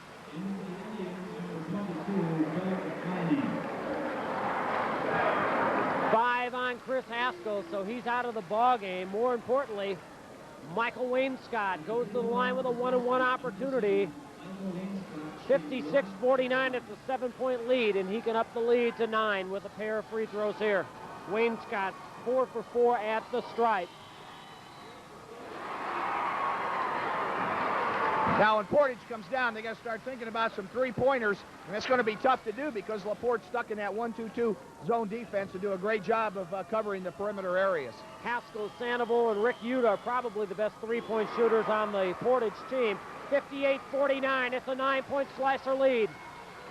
Robertson, and there's the foul. That's not what Joe Otis wanted. He doesn't want Portage to be able to cut into the lead with the clock stopped, with time standing still, so to speak. Oh, you're exactly right. That's the last thing you want right now with 2:14 and a 9-point lead. You don't want that clock stopping for anything unless you're going up there to shoot. That's why Joe's got a little bit of gray hair. He didn't have that about 11 years ago when he took over that Slicer program, but after a trip to the Final Four, Joe would soon have pure white hair. Sandoval with the 1-and-1. Hits the first. Walt now 4 out of 5. You got to believe, I mean, with some kind of full court pressure here, Mark, after Sandoval makes this free throw.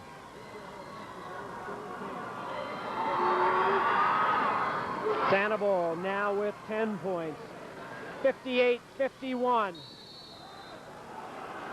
And there's the foul, and Wainscott is going to go to the line. Not the player you want to put at the line, but really Portage doesn't have much choice. Wainscott's going to have the ball in his hands. Yeah, you're right. He's their best free throw shooter, as you pointed out, and that's what you do. Now, Joel has already made one substitution. He's got Joel Link out of the game, and he's got the other Zlipkowski in there, so he's got some better ball handlers than I would think his best free throw shooters in the game right now. So Zolkowski comes back in, Brian Zolkowski. He's a 69% free throw shooter. Wainscott at 84. And Wainscott's still perfect tonight. 7 for 7. Now he's going to get Link back in there for rebounding and for defensive purposes. We'll probably see this for the last 2 minutes and 12 seconds. Joe is playing a chess match with Greg Fisher. Wainscott, 8 for 8. Wainscott looks like a 100% shooter with that stroke. 60-51, 9-point deficit. 2 minutes, 5 seconds to go. Sandoval, no. Big board by Pantel, follow-up shots in. And Greg Fisher's going to take the timeout. Big offensive board and the follow-up layup by Jim Pantel, 60-53. Timeout, 2:01 to play in the ball game, 60-53. Well, Portage is, good rebound by Pantel that time, but they can't play the exchange thing here. They're down 7. They've got to get a defensive stop here pretty soon because they can't play 2 for 2. You know, Joe Otis shares an office with Kenny Schreiber, and of course the great success that Ken Schreiber has had. 6 state championships and a couple of national championships in the baseball program, but Coach O's making fun in the Maple City. Well, I think you're exactly right. A win here tonight is going to put him right up there in the ranks with the Kenny Schreibers because getting that thing to the semi-state is a big jump. And as Joe Otis told that a lot of the LaPorte fans finding that getting tickets to the basketball Final Four in semi-state, a little tougher than getting them for baseball. Yeah, it's a little easier to see the baseball Final Four, you're right. 2 minutes and 1 second away from a trip to the semi-state. First ever for Joe Otis and the LaPorte Slicers. Greg Fisher in the hoping to put a crimp in the Slicers' travel plans. The foul's going to be on Sandoval. They're going to put Zilkowski at the line, shooting 1-1. Back this last 2 minutes, Tom, could take a lifetime. It's going to take a while, and that's what you want to do. The Indians did a nice job that time of keeping the ball out of Wayne Scott's hands. You got to find out if somebody else for LaPorte is going to step up and make these free throws. Zilkowski hasn't been to the stripe yet tonight. 69% coming into tonight's ball game. Earlier today, Zilkowski hit 3 out of 4 in the victory over La Crosse. While we have a moment, how about those La Crosse Tigers? They finish up the year with a 20-4, make that a 21-3 record. Bill Berger just did an outstanding job. Well, I'm sure Bill Berger's going to hate to see this group of kids leave, but I have a feeling he's got some more waiting in the wings. 62-53, back to a 9-point lead, 1:55 to play. Sandoval draws the foul, and they're going to wave off the shot. It won't drop anyway. Sandoval will get a 1-and-1 opportunity, I believe, because Tom May was waving off the shot anyway, so it won't be a 2-shot foul. Brian Zilkowski, he'll foul out of the ball game. Will join Haskell as a permanent spectator for the rest of the game. And the Slicer throngs are giving him a standing ovation. I got to believe there's about over 7,000 here, maybe 2,500 Portage people, probably about 4,500 to close to 5,000 LaPorte people. There are a lot of LaPorte people here tonight. I've seen some La Crosse shirts hanging around here, too, to watch this. You know, basketball fans are going to stay and see a ball game like this, and I think that's probably what we've ended up with here tonight.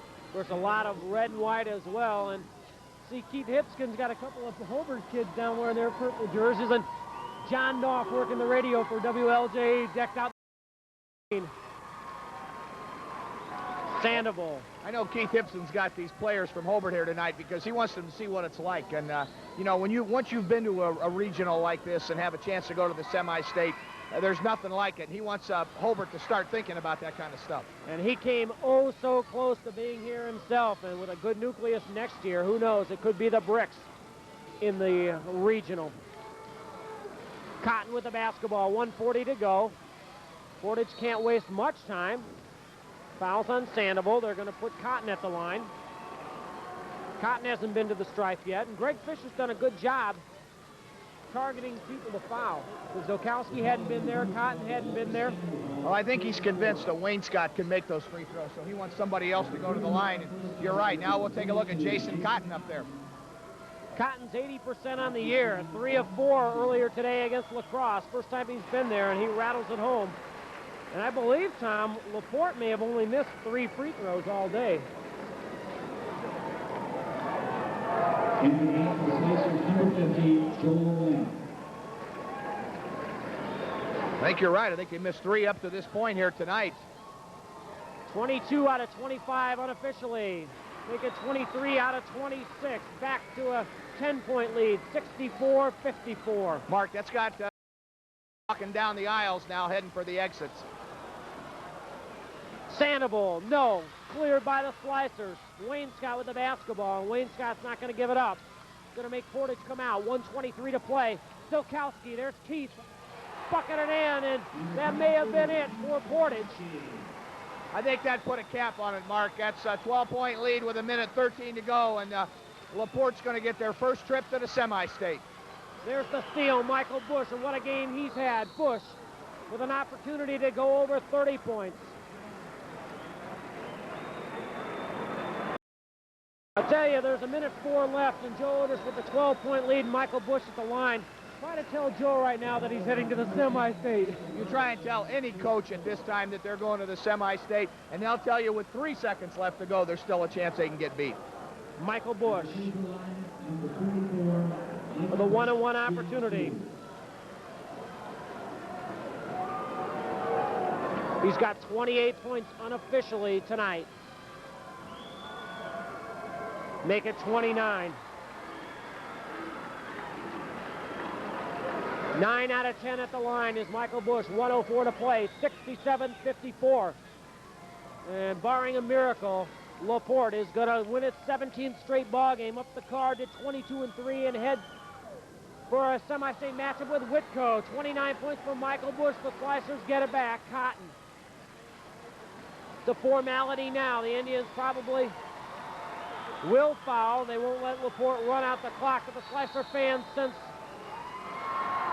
victory, 1-on-1 opportunity. There's the foul. 51 seconds to go. And my guess is in just about 51 seconds, our own Dave Asbury, working the camera on the floor, is going to be engulfed in the sea of orange and black. There's going to be a lot of orange going down on that floor, and here's a great move, I think, taking Rick Hute out of the game so he can get some of the appreciation from the fans that he so richly deserves. And obviously, Greg Fisher and Portage would have liked to have moved on to the semi-state, but you can't take anything away from this Portage team. Nobody expected them to upset South Bend Riley. The game plan earlier today, just outstanding. They hung close with an outstanding LaPorte team most of the way, but it was just too many horses by the Slicers down the stretch. Jason Cotton. LaPorte is so deep, Mark, and as you pointed out before, they're so versatile. You know, they throw so many players at you, and all the players can do all the things that are needed to win basketball games. Cotton with 11, 69-54, and this final score is going to be a little bit more lopsided than the ball game actually was. Sandoval for three, no. Cleared by LaPorte, and Cotton's going to go to the line to add to his point total. 44 seconds to go, and we may see Joe Otis go to the bench.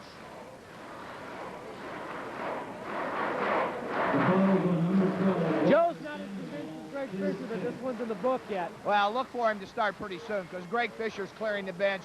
I think you'll see Joe Otis start to do some subbing here pretty quickly, too. David Joy Tosh comes in for Portage as Greg Fisher's going to get all of his players some regional championship game experience.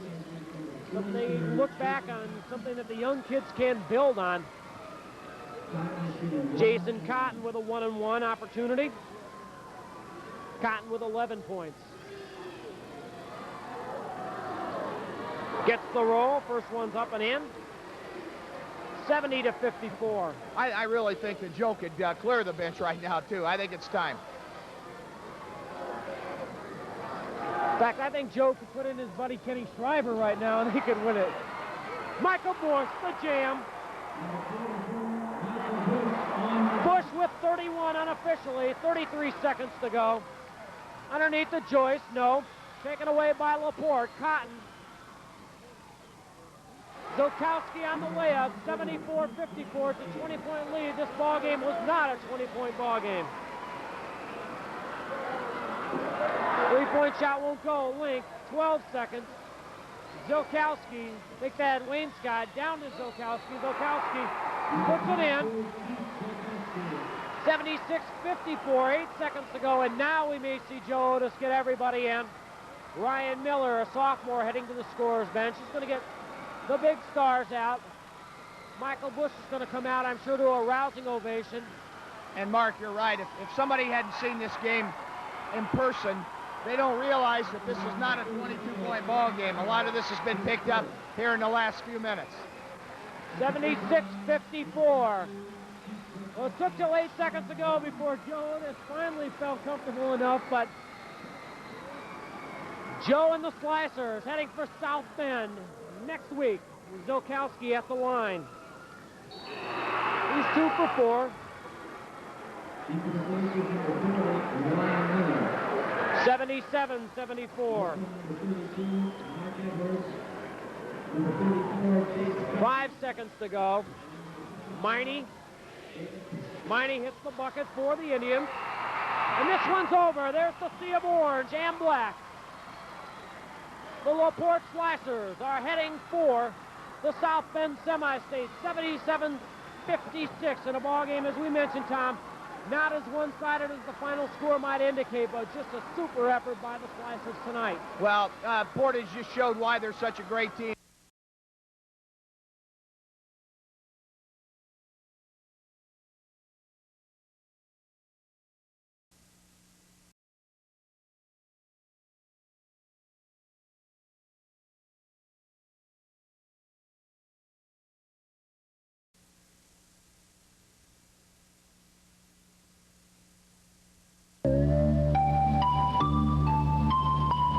songs have been written. Movies have been made. Legends created. Wooden, Knight, Robertson, Bailey, Plump.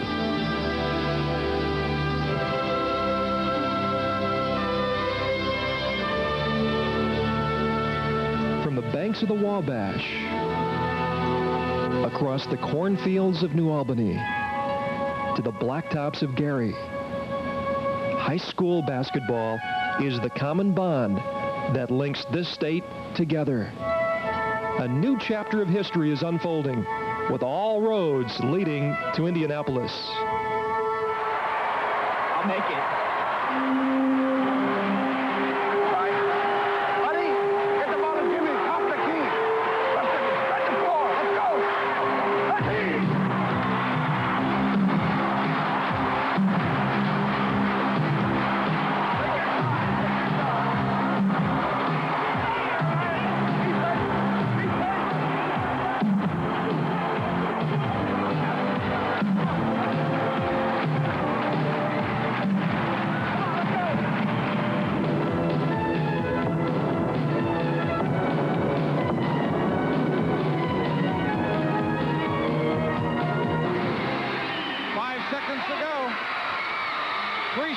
Could it be OT? Jump shot. Let's go. Do they count it? They do. 4 seconds. 3. With the ball, Szymanski. He makes it. He made it. Bob Nagel, you called it. Unbelievable. Holy cow. 1991 will bring together different teams with new faces taking center stage, but the legend of Hoosier hysteria lives on. And the legend lives on here today at the Joyce Athletic and Convocation Center, the site of the 1991 South Bend Semi-State. In Game 1, the LaPorte Slicers will take on the Whitko Wildcats. I'm Bob Nagel. Craig Wallen is alongside, and we are as proud as we can be to bring you the South Bend Semi-State featuring the Whitko Wildcats, the winners of the Fort Wayne Regional, taking on the LaPorte Slicers, winners of the Michigan City Regional. Their head coach is Joe Otis. Coach, as you take on Whitko in the opening game, what are your thoughts? What are your keys to winning? Well, I think, you know, as in any case, Bob, you got to shoot well at tournament time, and we've been doing that, so hopefully that trend will continue. I think we've got to be real concerned about Nicodemus. I mean, he's easily the outstanding scorer coming into the semi-state, averaging almost 30 points a game, and he's got to be contained some way. I know a lot of people have tried. Not very many have found a way to do that, but he's a great ball player. And Whitko defeated New Haven last week at Fort Wayne to advance to the South Bend Semi-State. Their head coach is Bill Patrick. Coach, if you could give us what you think would be the keys to the ball game and being successful against LaPorte. The big key is going to be whether we can handle their pressure. They like to press. They like to get up and down the floor. They score a lot of points. So I think a key for us is to try and keep the turnovers down. And we've had a problem with that the last couple of games. So obviously we're going to have to handle their pressure. That's probably the most important point for us right now. Game 1 of the 1991 South Bend Semi-State coming up next. The Whitko Warriors and the LaPorte Slicers. We'll have it for you here on TV 46.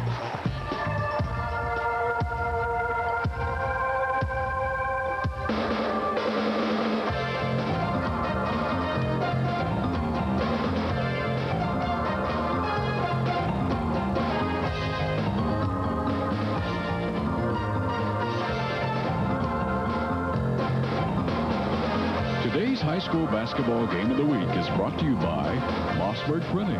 When your printing has to be the best. The Schiffman Clinic of Chiropractic, your choice for a healthy future. Martin's Supermarkets. Martin's is proud to be a supporter of high school athletics throughout Michiana. Kellogg's, the original and the best. And by Fuller O'Brien. When asked where to buy them, tell them Fuller O'Brien.